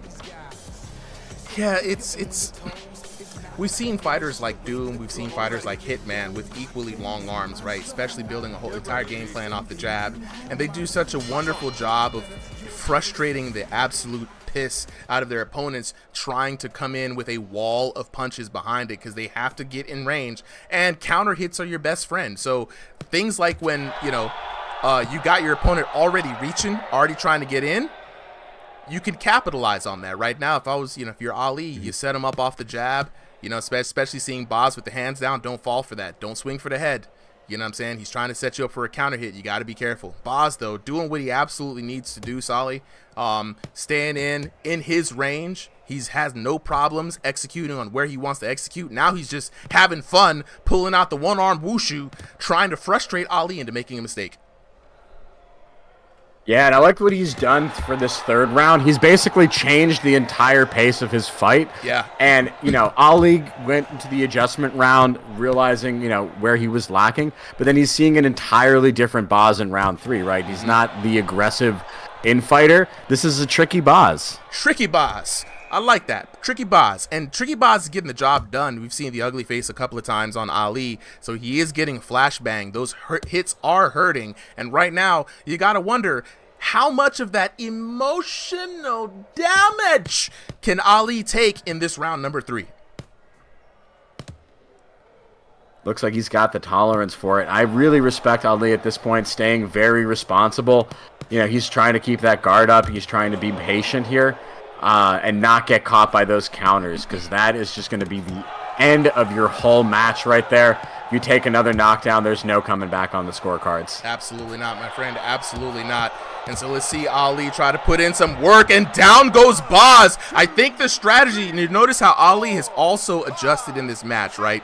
He's not really throwing a lot of shots. He's still throwing the same shot selection. Good 1-2s, good rips to the body. But notice how it's more measured now. It's more calculated. He's not trying to go in and try to blast through Boz. He's wearing him down. He's looking to be a lumberjack in this round, chopping down that tree. And now we see some movement from Ali. Where did this movement come from? Yeah, and we can see on the Discord, his man on camera is hopping around like a mad rabbit, giving absolute respect to that name. And it looks like it's really tripping up Boz. He's not connecting as much as he was before. This might be an interesting thing. If he can get 2 more knockdowns, this is his fight. Now, Boz being very defensively responsible, he knows that is basically the only way he can lose at this point. Yeah. But Ali showing some really impressive stuff in round 3. I mean, he's still getting tagged up though. Ali is still getting pieced up a little bit by Boz, and it's maybe a tale of a little bit too little, too late here. Ali, if this is the kind of movement that he could have been doing all night, I'd have rather see him fight like this than have his toes planted like he was earlier. But I guess it doesn't matter because Boz does not need a lot to put Ali down, and again, the advantage that he worked so hard to build was taken away from him right at the end of the night, and I don't think we're going to be too surprised at the results of this fight, Solly.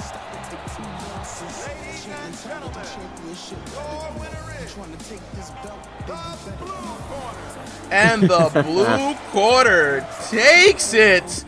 No surprise there. Let's go ahead and take this to the scorecards. Boz with the perfect score on the SATs. 10, 10, 10 for your winner in the blue corner. And it was a convincing win too. 10-8. 10-8 and a much closer 10-9, but still the adjustment from Ali of too little too late. And every time Ali got a knockdown, Boz returned one in kind, and it just it's very demoralizing. You put in all that work. I mean, honestly, this is the best fight that Ali has had in this tournament so far, but 5 knockdowns to 3. Let's take a look at that damage here, and Big Dammy coming in, doubling the damage in the first round. Boz putting on a wonderful show. Second round a little bit more closer there, 925 to 890, and it falls off there at the end for 764 to 505, and a really impressive over 2700 damage there, and in a version of damage, Solly, where the damage is lower than it needs to be, right? It's great to see them put up these big numbers. I couldn't agree more, right? Like, it's a common complaint for V4 is that it's just too measured, slow outbox fight. But Boz and Ali both showing that if you know what you're doing, you can put fighters on the floor just like you did in V3. Oh, 100%. And we've seen, I mean, even with Bloob's fight before that, right? It was very explosive, very reminiscent of the high damage, high octane match of V3. So we're going to get these next boxers up in here. But first, I want to hear from our previous fighters. Guys, Ali, Boz, who's up first? I'll go. I'm here. Okay, Boz, broski with the dub. How you feeling after that, man? I'm feeling really, it's no hate to my opponent. I just, when I'm in the lead, I stay confident. Yeah. I had to just had to get in the head just to make sure I kept that W. Absolutely. So I let him, I let him come after me, and then he actually in the end he 100% got that KO. So I just had to lock in at the end, just make sure I took that KO, so I got that perfect 30. I knew I had it from the first round just because the style difference. He's a good outboxer. But I don't know. My head movement and my movement in general. I was able to just get around him, get inside him. Although like I said, he had some great KOs inside of me. He caught me off guard a couple times, but it was a good fight. Look, this has been a very explosive fight. You're fighting a fighter with a longer reach, taller fighter. Were you concerned about those disadvantages coming in, or did you have a strategy ready to go for a taller fighter? Not really. I mean, I always like to keep my style because it's the style that I do. I don't normally do what I was doing, with that playing around stuff. I normally like to just stay locked in. Nice. No, but, yeah, you definitely did. When I saw he was taller, I actually like fighting taller fighters just because it's easy to get inside them. It's easy to I feel like it's easier to dodge their hits almost. Yeah. Because they have that longer reach. You know what I'm saying. So, wait. Excuse me. Sorry, I burped real quick. No, it's all good, but bro. yeah, he's a really good fighter. He had a really good performance. Like I said, he was keeping damage on me. But I love that name, Bombshell Boz. Did you make that up on the spot? What was that? Yeah, I made that up on the spot, bro. Made up on the spot. All the intros are live. All the intros are just off the top of the dome. I'll get better with them as time. But instead of having something pre-canned and sounding hokey, I figured I'd just go with the spirit. You know what I mean? So look, shout outs to you for the W here. Let me go ahead and talk to Ali. Ali, let me get you on the line real quick. Yo, bro.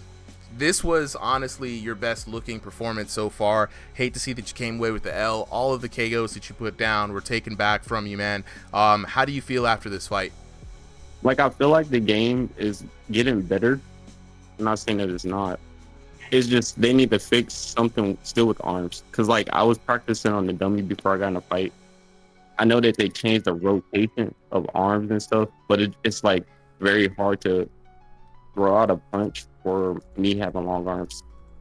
Yeah, it was tough, man. Like, all right, so round number 3, I got to talk to you about round number 3. It was your best round. I noticed that you started using your footwork, and it looked like, I was like, this is the type of Ali that we need to see in for 3 rounds. What made you switch it up to the footwork? And for that, I got another technique question I want to ask you for. But first of all, what made you switch it up? And do you think that that's going to be how you're going to want to fight going forward? I was the first 1 and 2 rounds. I was used to my own scale being a little bit more bigger. It was small, so I had to get used to that. So it was a smaller room, so I was like, oh shoot, I can't like step more out of my boundary, or I'm gonna like fall. That actually wasn't mine. Mine is bigger than that. It got changed. Yeah, it like spaced it out.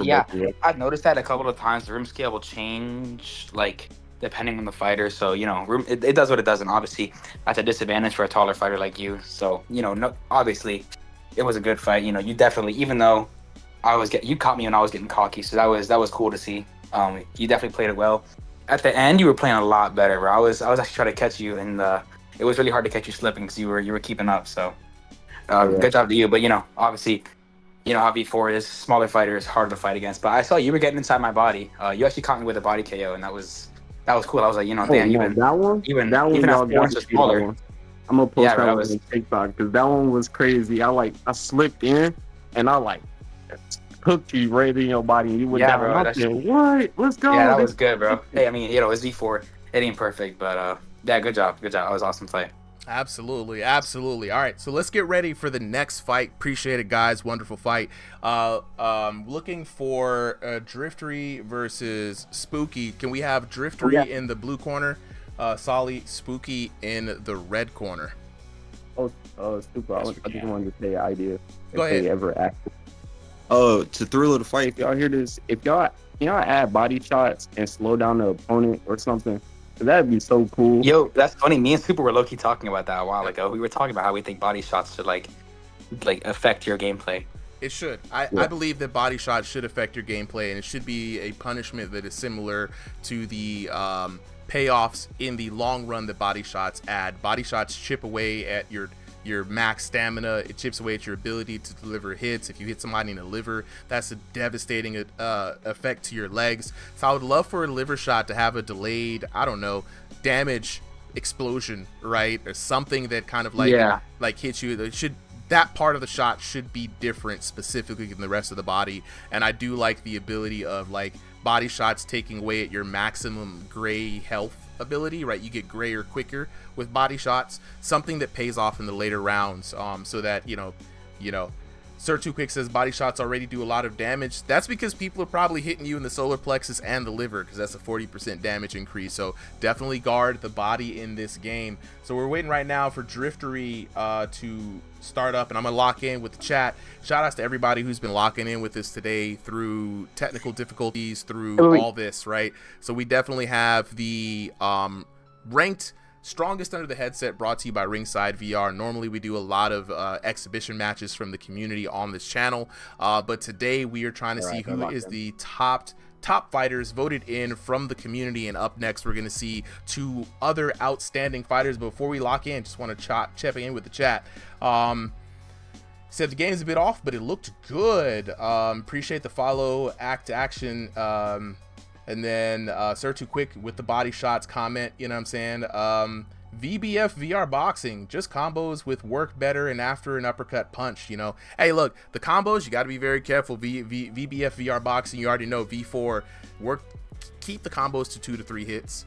Back up, reset, get the heck up out of there, because you stay in there slugging, you're gonna get punished. Appreciate you with the follow, Tala. Appreciate the follow you, MMM Zay. The follows are coming in. I appreciate it. You know what I'm saying? Shout outs to Gem VR. You already know. India. Gotta say what's up to the homie. Let's get on to this next fight. We got, let me see, Driftery versus Spooky. Both of these fighters coming up in here with a loss on the record in this 3-round Swiss tournament. But Driftery voted in number 5 from the community. Stationary, 4x4 feet space, so he's going to be moving around. He just recently moved to stationary as part of an adjustment to his game plan. A shorter fighter at 5 foot 4 inches, but don't let that fool you. He's got an elo of about 2 stacks, so pretty significant here as far as what rank is about to deliver. Now on the opposite end in the red corner, we've got Spooky, aka the Spook, you know what I'm saying, voted in rank number 12, actually subbing in for a boxer who could not make it to the tournament. He is fighting in room scale, a little bit of a long room scale, 12 by 3 feet, so you know, basically fighting in a bit of a hallway. 5'10", but an elo of 2033. Solly, how do you feel about this matchup, knowing how these both fighters have been boxing? I'm excited to see this one, as always I am with every fight, but Driftery fights especially, right? It really depends what kind of Driftery you get, whether he is, you know, locked in Hajime no Ippo Driftery, whether he's boxing Driftery, or whether he's feeling a little sluggish. But Spooky, another one, right? He hasn't had as many fights on the channel, but a very dedicated member, and I love his fighting style as well. Oh, absolutely. You gotta love Spooky's fighting style, man. He's a fan favorite here. So let's go ahead and get underway to these next matches. And the one thing I keep forgetting with this new process, bro, is to get the new ring walks up. The ring walks are actually something new, ladies and gentlemen. So please bear with your boy as I try to get the right fighters up. So let's get underway with these ring walks. Announcing first, fighting out of the blue corner, this boxer fighting from North America East, coming in at 5 foot 4 inches. He is inspired by Hajime no Ippo and considers himself Ippo's greatest disciple. Give it up for King Catastrophe Driftery!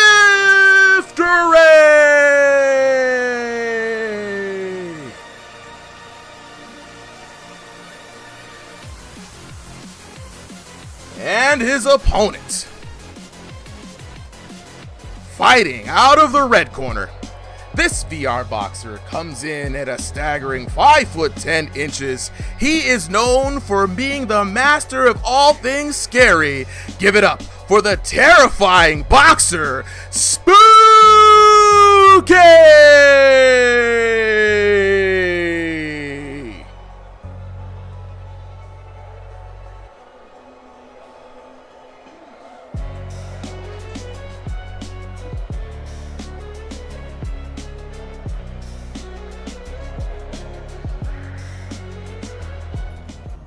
All right, round number 1 underway. We've got a classic tale of some VR boxers who've been on this channel with us for a long time. Spooky with the half and half black and white shorts takes on Driftery with the classic Hajime no Ippo teal. This should be a battle for the ages. Solly, how are we feeling today? Feeling really good, Super, feeling really good. This whole night has been fun, even through some of the technical difficulties. We've had a couple bangers in the last couple of fights, and I think this one is promising the same. Spooky already getting aggressive with those hooks. Driftery being very patient and countering back right when he needs to. Oh, yeah. I like his use of the jab this match. Yeah, so Driftery has been going through a little bit of a style dilemma, style crisis. He used to be a boxer who approached this game really modeling himself after Ippo, right? Peekaboo stance, getting in there, trying to go for liver blows, leveraging that Dempsey roll, fighting on the inside. V3 has not been kind to Driftery, and he's struggled a lot to find himself. And now he's finding a new style, leveraging a lot more jabs. But across from him, Spooky, aka Spook, aka King Boo, out here looking to make a name for himself. Not happy after that last loss that he took in the tournament to Stevie VR, and looking to adjust. And Spooky's got something to prove today, bro. And I am already impressed with what I am seeing from Spooky. He's really like wrestling him in that in range, right? Like if you notice when he comes in, he kind of has one hand up by Driftery's hand, kind of blocking his vision, but really blocking the path of his hand, right? He's like stuffing him up really effectively. and then coming up over the top or under the arms to land really big power shots. Yeah, and you know what's crazy? Spooky had another tournament fight earlier this week, was disappointed in his performance there, actually told himself he was going to throw the game away. V4 was not for him, but right now, back in the action, Spooky tagging up Driftery, and what's crazy is, like you were saying earlier, man, he was wrestling him in that close range. That's supposed to be Driftery's range. When you start getting into a fighter's head, fighting him when they're at their best and beating them, emotional damage. Couldn't agree more, and it's like the mind game really affects you, and it just has layers, right? Not only is your strategy broken, but then you're just thinking during a fight when you should just be, calm and reacting. Man, look, Driftery is piling on the body shots, trying to get it in, but Spooky picking him apart. I mean, the shot selection, Spooky is doing like the obvious thing. Hit him where they're not blocking, and it's paying off, and I hope that Spooky gets a good payoff off of this because he's doing really well. Yeah, and he's really picking his shots, not just throwing them, right? Like he could just be getting in the rhythm and just throwing left, right, but he's pausing in between there. He really is waiting for either Drifter to throw his shot to create the opening or making sure that he can find and readjust his body to hit the right shot that he needs to. I think very good round for Spooky. But Drifter is showing a lot of grit there. Excellent defense and throwing some really effective jabs and counters throughout the match as well.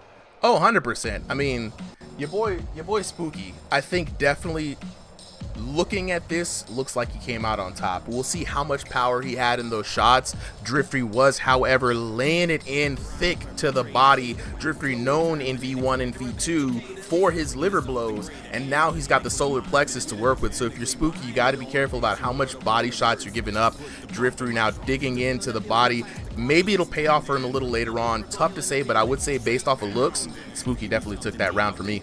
Chat, let me know how y'all are feeling. I need some ones in the chats for Driftery, twos in the chats for your boy Spooky. Let me see how y'all are gonna call this fight. Yeah, I think definitely a little bit of an edge to Spooky, but Driftery very much still in this match, and I think if he just has a good adjustment round, he can turn the whole momentum his way very quickly. Spooky getting aggressive, throwing a lot of shots, and I think that's where Driftery has to capitalize, catch him on the anti-spam with, again, one of those big overhand shots. So far, Spooky's been responsible in dodging them, but he is going to have a hard time not getting hit by a single one of them for the rest of the fight. Yeah, man, I mean, and Driftery does have hands. He's got power on his side, so you can't discount when he does land. Spooky was in a little bit of trouble earlier, and Spooky, I like what he was doing previously. Picking his shots, not staying in too close to Driftery, because Driftery has that any given Sunday kind of punch power, right? And, that'd be so frustrating for Spooky to have been playing a beautiful chess match up until this point, picking his shots, and to go down by the puncher's chance. Yeah, I couldn't agree more. Something I find interesting about this fight, too, it's been a lot more standing of ground. A lot of fights we've had, fighters have been all over the ring, but these two have pretty much kept everything onto the logo. And it's Driftery. He's known not to back down. He's known to take the fight to you. He's not afraid. Fights with a lot of heart. Spooky, very quick on his hands. Coach Bloob in the chat, Joe, though, saying he coached Driftery to learn from his last loss. So let's see what kind of new tricks Driftery's going to pick up right now. Driftery looking like his old self, though. Taking a lot of shots, but I don't know. For the amount of shots that I'm seeing him take, I wonder if Spooky is delivering the necessary amount of damage to put Driftery away. It'd be interesting to see. I like that he's starting to roll in with that Dempsey roll. He's starting to, rock the head back and forth. But he hasn't found a way to really work it into a good aggressive combo. Finding it a little bit there. But Spooky is doing exactly what he needs to, right? He's just backing up, jabbing, and throwing very easy straights that capitalize on where Driftery's head is. Ooh. Good shots coming in from Spooky. Dang. Yeah. Drifter, you got to be careful. Don't throw that many punches, bro. You're going to leave yourself open. Both fighters starting to slug it out now at this point, throwing a higher volume. And Driftery is going to fall. Spooky catches him. Oh, beautiful, Spooky. That was going to go into the highlight reel for sure. Big payoff there by Spooky. He has been picking his shots all night. And like Driftery's got to be careful about that frustration, man. I know Driftery's used to that V3 where you could just kind of lay it on thick, but you got to be careful. Yeah, and Spooky looks like he's capitalizing on the knockdown just as he should, not getting overly aggressive, but really starting to use the fact that he's the taller fighter and now fighting a comfortable outboxing fight instead of always trying to come in and slug it out. Nah, 100%. And a great use of the parrying there.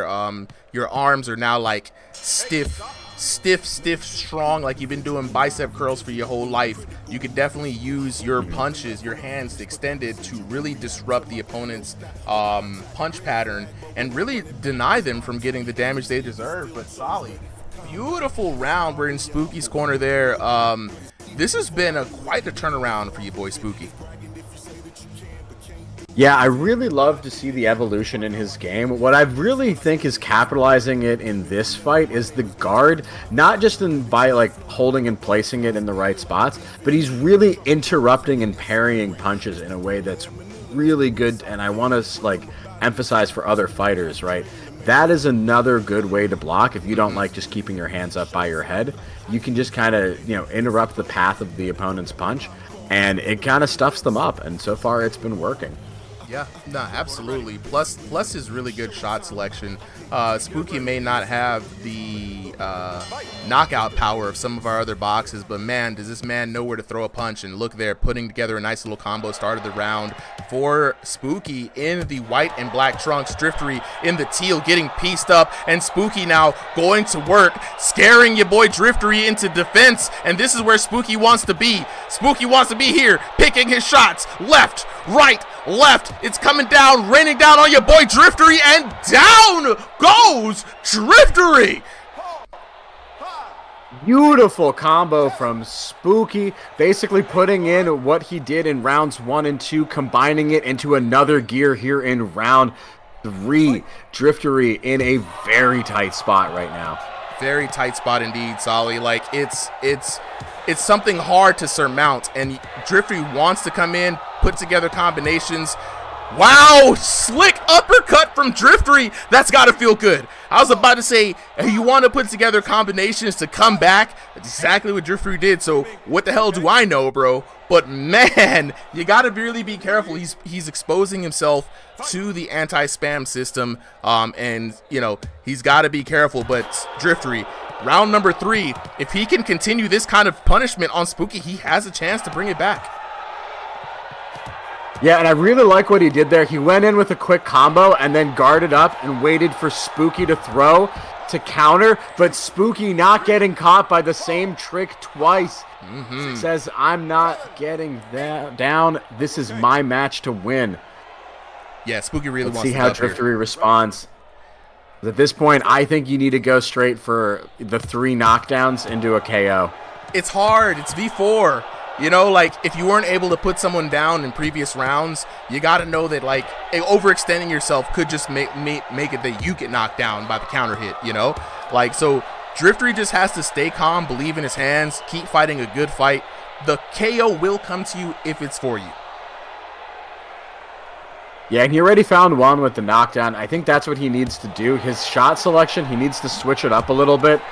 Throw things from angles and in types and in ways that Spooky wasn't expecting. Round 3 is you got to decide, can you make your opponent have to have another adjustment round, or have they figured you out? I think Spooky's kind of figured it out, bro. He understands it. He understands it, ladies and gentlemen. Down goes Driftery again. This is all but confirmed that this is Spooky. Oh, and that's a knockout. That is a knockout! Wow, those do not happen in V4. They do not happen in V4. Spooky has to be absolutely thrilled with his performance here. Dominating performance by Spooky. Chat, give it up. Give it up. let's check in on this scorecard here. Spooky as well. Perfect scores on the SATs. 10-8, 10-8, and an astounding 10-6 for your winner in the red corner, your boy Spooky Clemente. Big Spook! You know what I'm saying? Let's take a look at those beautiful knockdowns here. Spooky ramping it up. 0 knockdowns in the first round, figuring his opponent out. Comes down with a beautiful knockdown in the second round. Now, Driftery brought it back with a knockdown of his own, but man, what a way to go down. The three-peat, knocking out Driftery cold. Let's take a look at the damage. 973 to 1676, a beautiful advantage there. 997 to 1409, and 767 to 1759 for a dominating 4,854 damage from your boy Spook. I mean, Drifty was doing good damage himself at 2737. Those are not bad numbers, especially as we've seen from other boxers coming in. Drifty doing his best, but Spooky with the shot selection. Oh my God. I definitely have to hear from your boy Spooky. After that, wow, I needs that. Fellas, I need to talk to you real quick. Who's up first? I mean, I'm here. Spooky. Dog. You started this week about to divorce yourself from this here game, right? I know you're laughing. You know it's true, right? You threw this game in the trash. How dare you come back to this game today and put out such a great performance? How you feeling, bro? I knew I had to come back and like wake the fuck up, dude. You know, I honestly think my biggest problem is that I do this game too much every day for hours. Right. So I needed to give my body some time to just rest and recover. You know, spend time with my girlfriend, hung out, just relaxed. Mm-hmm. And then came back today. I woke up and I was like, man, I feel like shit. But anyway, after that passed, I felt better, got on. And yeah, I needed some time to give myself to recover. I think that was my biggest problem. I was just too damn tired all the time. No, 100%. You did your thing, dude. I mean, your shot selection was top tier. It's easy to say this. You were definitely throwing punches where he wasn't blocking. It felt like intentionally waiting for him to switch his guard so you could throw a punch where he was open. I was at one point wondering if your punches were going to do enough damage to really capitalize on those open shots, man. Were you feeling good and in sync with your punches this time? Oh, dude, I felt so flowy. Like, I just felt like just perfect rhythm. I've been training with Ali and Justin Credible, and you know, they've helped me get back into like a good rhythm and everything, and find that, you know, at times I just need to get into that flow. And I heard you. I was in the middle of it, and I heard you go, Spooky not giving enough power to get him down. I was like, fucking bet. And I started swinging as hard as I could. Look, and yeah, that was the third round. That damage don't lie, bro. The damage don't lie. You had an amazing performance, a bunch of beautiful knockdowns. I hope you feel vindicated, right? Vindicated is the words I want to choose, because this damage system has been getting to you for a long time. So I hope you feel good. You got a W on the board. One more round left. You can still make it in the top 8, bro. So definitely lock in, spend a little bit more of that R&R, you know, like, you know what I'm saying, maybe it was some good luck you got hanging out with the lady, you know what I'm saying? But yeah, I appreciate it, bro. Appreciate you coming through and showing up and showing out in the way that you do. And Chad, if you guys don't know, Spooky's also on the editing team helping me edit. So, you know, it's a community out here that makes all this stuff possible. So, Spook, I appreciate you for coming through. Let's talk to Driftery. Driftery, where you at, bro? Right here. Yes, sir. All right, Driftery, man. Driftery, this was honestly the best that you have looked in a long time, right? Returning true to form, using the jab this time. You know, you were going to the body. I heard the thundering shots. You put up respectable damage, man, but someone has to win, someone has to lose, man. Tell me how you feeling after this loss. Hey, man, I'm just trying to calibrate to do before. It's still pretty tough, especially with a lot of the shots being nerfed. Yeah. And the counters being heavily impacted. And so I tried to imply that counter, and it wasn't really working. I was throwing the jab out there. Yeah. And I tried my best out there. Nah, you did. You did look good, bro. Like, you kept your hands up. I know there's a lot of critiques that you get. You kept your hands up. You kept moving. You mixed in a little bit of the old and tried something new. And like I said, you put up respectable damage. If you compare your number to some of the fights that we've had earlier, then, you know, like, you were up there, if not even outperforming some of the previous boxers. So definitely keep your head up, bro. We definitely looking forward to seeing you in the 3rd round. But right now, we want to get over to the next fighters. We got Killer Cam versus Tywick. Let me just go and make sure we got him in the right corners here. So Cam is in the blue corner, Tywick in the red corner. Let me go ahead and Cam v Tywick. Update those and make sure we've got everybody. So Tywick is on, he has power outage. He is on a hotspot. His phone only has 6%. He asked if we could just start the fight and do the intros and tail the tape after. You okay with that, or? Yeah, I'm good. Let me get the lower third in here real quick. You said his phone has 6% battery, and this man is using his phone as a hotspot. We might not make it through. We're gonna give Tywick the best shot possible, ladies and gentlemen. So we're gonna skip the formalities right now. We can always change that up later on. So we're gonna get on to this next battle. We got Killer Cam versus Tywick. Both Killer Cam coming in with a win in his last round, Tywick coming in off a loss. We can start the match whenever you are ready, Solly. All right, match is starting. Killer Cam in the blue corner, Tywick in the red. I'm excited for this fight. I am definitely excited. This is the first time we're going to see Cam throw some hands in here. So we're going to it's been a while. It's been a while. It has been a while. 3 minutes on the clock. Let's hope that the internet can actually hold up for this fight. Killer Cam in the white trunks, Tywick in the black trunks. Killer Cam, known for power punches and explosive action in V3, probably one of the most dominating players in V3. If you check out the YouTube channel, he has also one of the highest rated fights on the YouTube channel right now. It's been a while to see him fight, and already the internet having an issue. Now, there's something that I gotta let you guys know, something that am aware of Cam's internet. There will be times where we're gonna see him completely freeze up, but let's hope that it doesn't affect this match. But right now, Tywick taking full advantage of the lag situation. He's not gonna give up this L, bro. He's not gonna give it up. Yeah, and Strongest on the Headset too has definitely been the card that has been plagued by tech issues. But I have to put, every fighter has fought through them and honestly showed a lot of creativity in how to fight when you have these issues, right? Like, you can even see here, Cam knows he's going to freeze sometimes, so he's keeping his hands in places that if he does freeze up are going to keep him protected. Yeah, and I think that the freezing up is going to be a huge detriment to Cam. You can tell he's not fighting with as much confidence as he usually is. Cam's getting tagged up by Tywick, and Tywick looking to take full advantage. Cam, though, already up with one fight here on his record, so a loss here today wouldn't be absolutely devastating, but Tywick absolutely needs this win if he wants to vie for top position in the top 16. Yeah, he's going to have to put on a good show here. Cam being very defensively responsible and a much more measured fighter. But again, he has been kind of a legend around the community, and specifically for being a fighter who really boxes, right? And you can see it here. He has that traditional orthodox guard.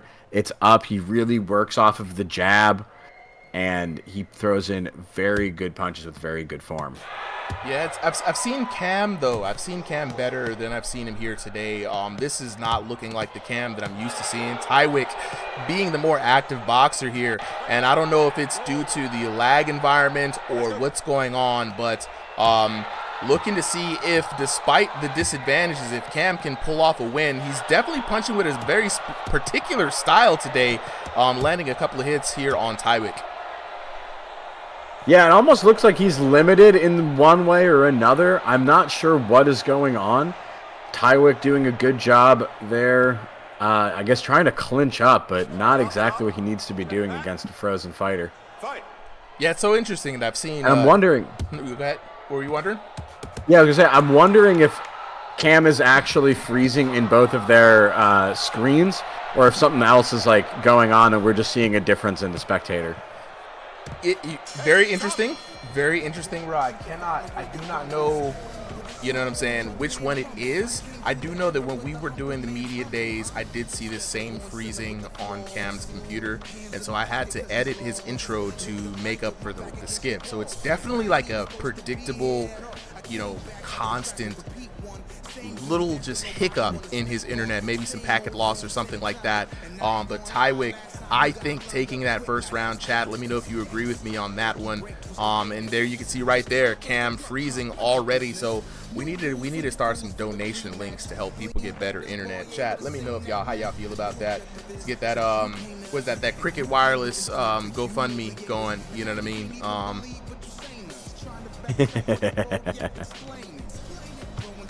Couldn't agree more. And you know, there's lots of ways to support our fighters. We're going to be trying to make more of them as we keep growing the channel. Recording, bro. That's fine, man. Yeah. If it affects the fight quality, just stop recording. Yep. We're not tripping on it. Like we can still get the fights out. A little something that we do like to provide for people is in the full edits. We do like to have those POV footages, but if you're on a Quest 3, it's better, but on Quest 2, definitely kills the performance. They're trying to record everything. So round 2 underway.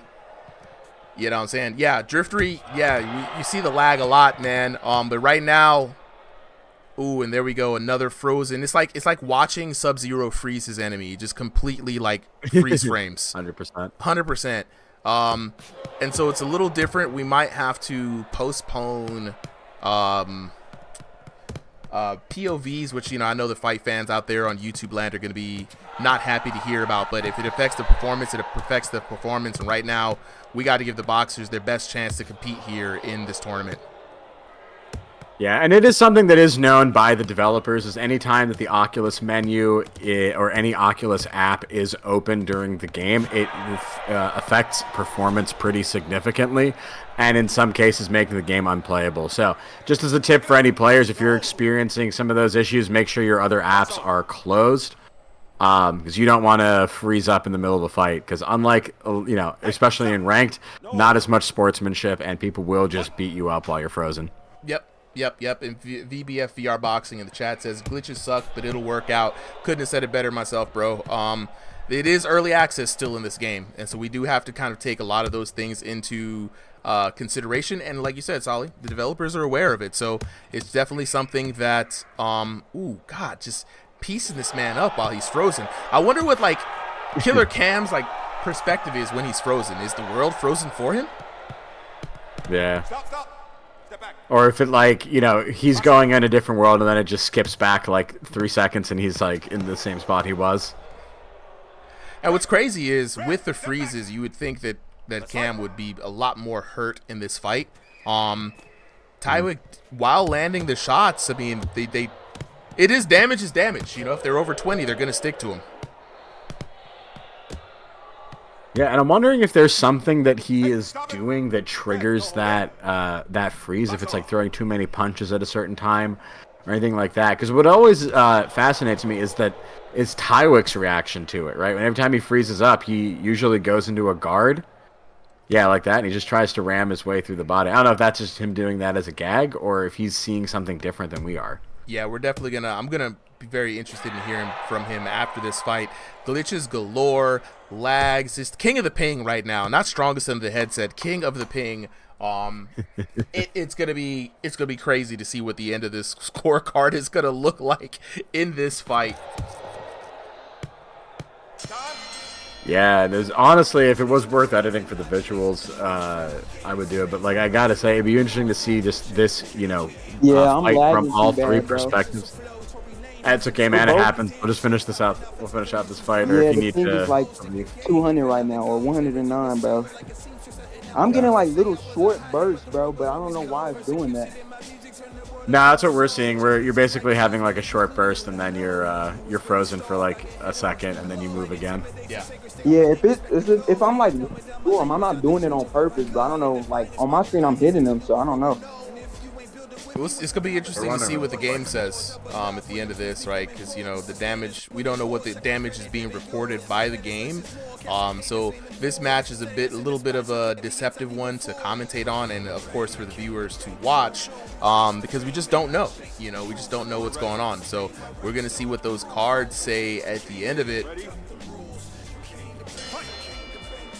Yeah, like I was saying earlier before he hopped back in, right? It's an interesting thing to see if you look at all of, especially in a game that doesn't, run smoothly with high ping, to look at the POV and the spectator footages and just see, how many different fights were going on, right? Was everyone viewing something different, or was one game kind of the main game and someone else was playing a different fight? It's crazy, too. We're seeing a lot of good infighting, in between the spurts of lagging, right? Like right here, Ali is not Ali. Tywick is definitely fighting some sort of opposition, and we just can't see the hands that Cam is throwing. Definitely something I want to make note for the developers, especially with that background app stuff. I do hope that fix is coming in sooner than later. And there we go. I'm about to say, I thought Tywick's internet went out, but he's back. He's got 2 minutes left to see if that cell phone's gonna hold out. This is kind of crazy though, cell phone, Wi-Fi, internet boxing. Let's see if Tywick can make it all the way through. I think he might have a win here, but I'm not really sure. And as far as visual, right, it's a bit of a rough fight, but from the fighter's perspective, right, they're in this weird VR tech movie thing where they're trying to keep their tech alive while also fighting this guy across the country. True enough. And we've all been there before, right? Headset's about to die. Tywick laying in right now. So look, I want this win.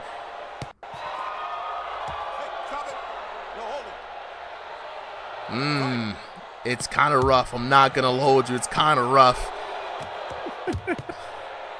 We're not going to lie to you, chat. We're not going to tell you that it's a quality product when it's not.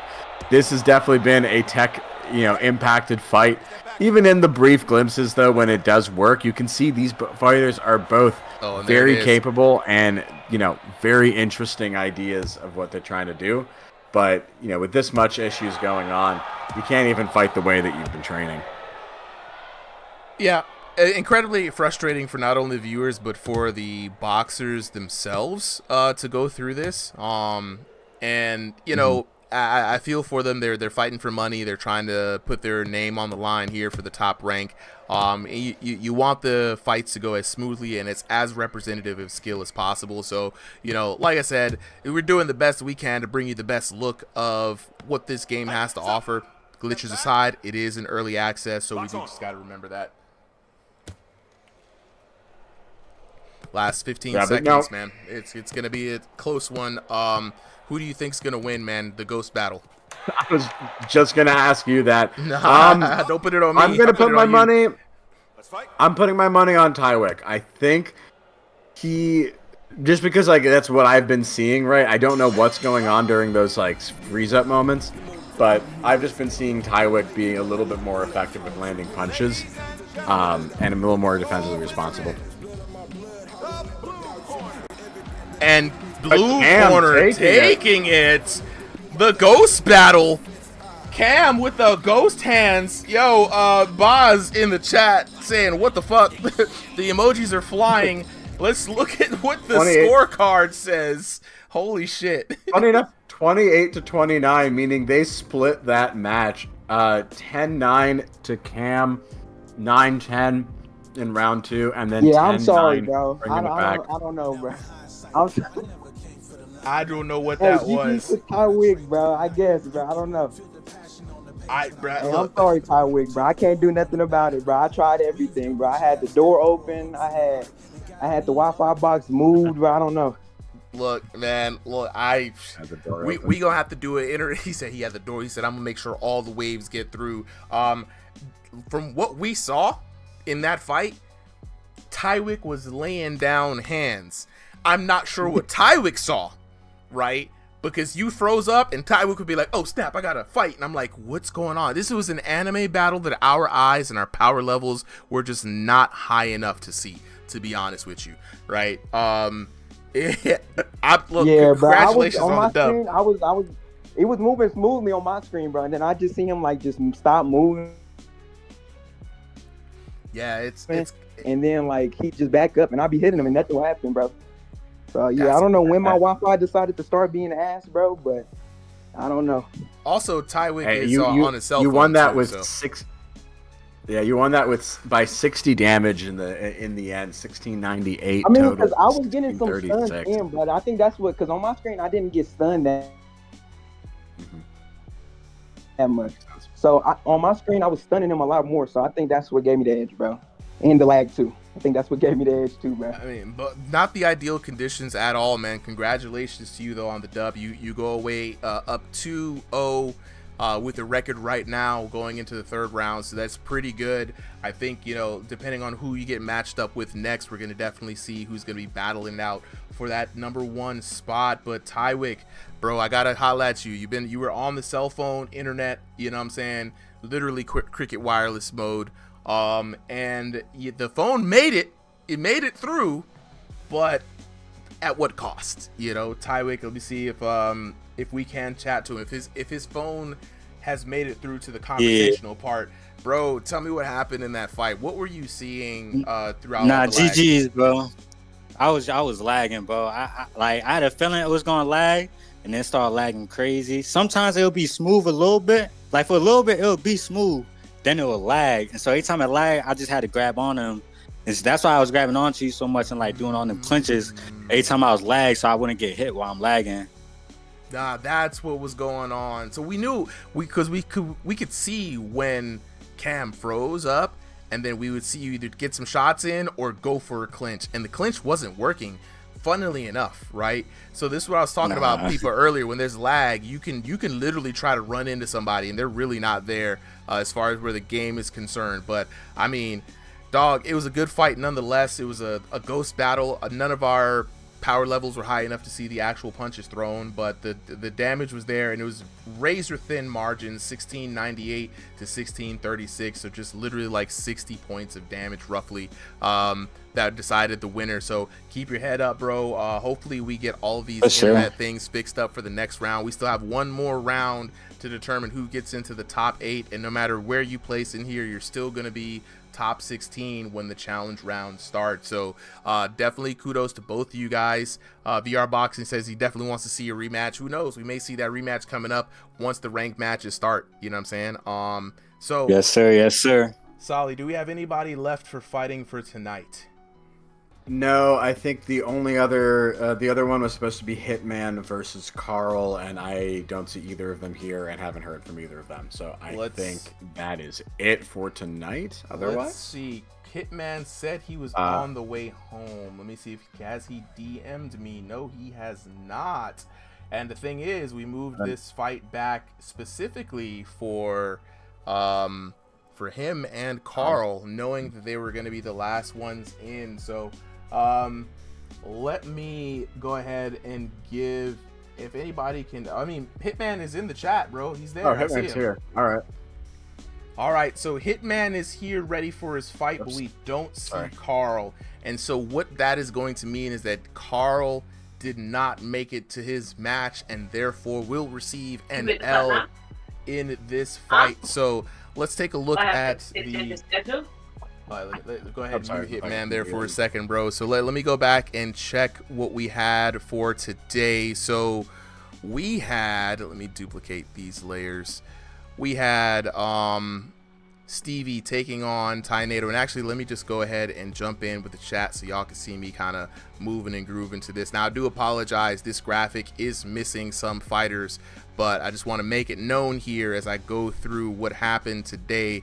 So we had Blue losing to Guts. Unfortunate loss there for Blue, but well fought. We had Ali versus, so Hitman is going to defeat Carl by default. You know what I'm saying? Carl not making it to his match tonight, but we kind of knew that was going to happen. Let's see. Did we have Tyrone versus Killshot Kev? Is Tyrone in the building today? Tyrone was here early. Kev could not make it. All right. So Kev definitely with the L right there. Ali versus Boz. Boz taking that over Ali pretty convincingly.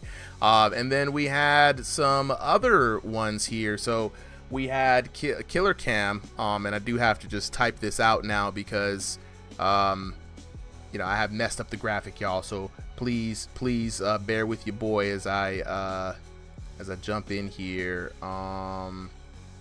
And so we had Killer Cam. Killer Kame. Killer Cam taking Killer on. Kame is not a bad name either. Killer Kame is not a bad name either, to be honest. Cam taking on Tywick, and Cam coming out on top there. And I'm just gonna drop this graphic here just so I know for the standings later on. So we're gonna say, oops, we gotta grab that. Oops, V. So Tywick going down to Killer Cam, and then we have the last one was, I am missing someone. We just had Carl versus Hitman.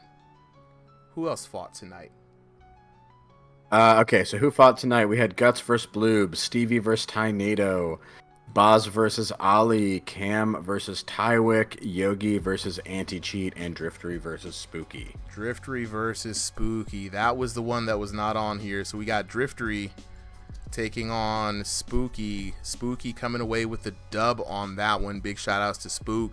And that's going to be it for tonight's fights. So I'm going to record these and drop the updates for everyone. I want to thank everyone for locking in with us tonight. I'm just going to put this up there. Those were the fights for the night, now that I know. Now, for everybody who wants to hop in, remember that this top 16 strongest in the headset is just the first Swiss tournament to set the top 16 ranks. After that, actually, I think I do have the ranked format? I do have the ranked format. So for all of you jumping in here, huzzah, everyone jumping in for the end of this, so you guys can see that this is a Swiss tournament. It's going to be a couple of weeks. The top 8 will advance. The bottom 8 will be eliminated, meaning they will not participate in the finals card for the $200 top 8 split. Now, what this is going to allow us to do is really determine truly who is 1 through 16, and once those standings have been set, instead of a tournament, what we're going to be doing is everyone will be fighting in ranked ladder matches. So number 1 will take on number 2, number 3, number 4, etc., all the way down to the bottom 4 of this bracket ladder. Those 4 spots are open to be challenged by you, the players. So if you think you have the hands, definitely join the Discord, jump in on those exhibition matches, show us what you got, and if you impress the judges and impress the crowd, then you may get the golden ticket to challenge the top 16. Now, people might be wondering, hey man, what about the moolah? What about the cash? Well, every so often we will be having the top 8 fight in money fight cards. So in order to be a paid boxer, someone who's getting that guaranteed cash, right, you got to have a high placement. The higher your placement, the more money you'll be fighting for. So stay tuned here in future events for when the top 16 challenge ranks come online. With that being said, though, this has been me, this has been Real, this has been Ringside VR, bringing you the strongest under the headset. This has been another wonderful night for me, round number 2. Thank you guys for putting up with all the glitches and everything. Freddie Nick, first time here, great stream, see you later, appreciate you. Feedy Nick, I said Freddie Nick, why did I say that? Feedy Nick, come back again tomorrow. We'll be live streaming again for exhibition matches, and then we'll do it all again over the weekend. But for now, it's gonna be me, your boy Super M, signing off, saying a big thank you from me, from my co-commentator Solly, from the judges and the boxers here, and from everyone in the Discord. Remember, join the Ringside VR Discord. It's the place to be for everything virtual boxing.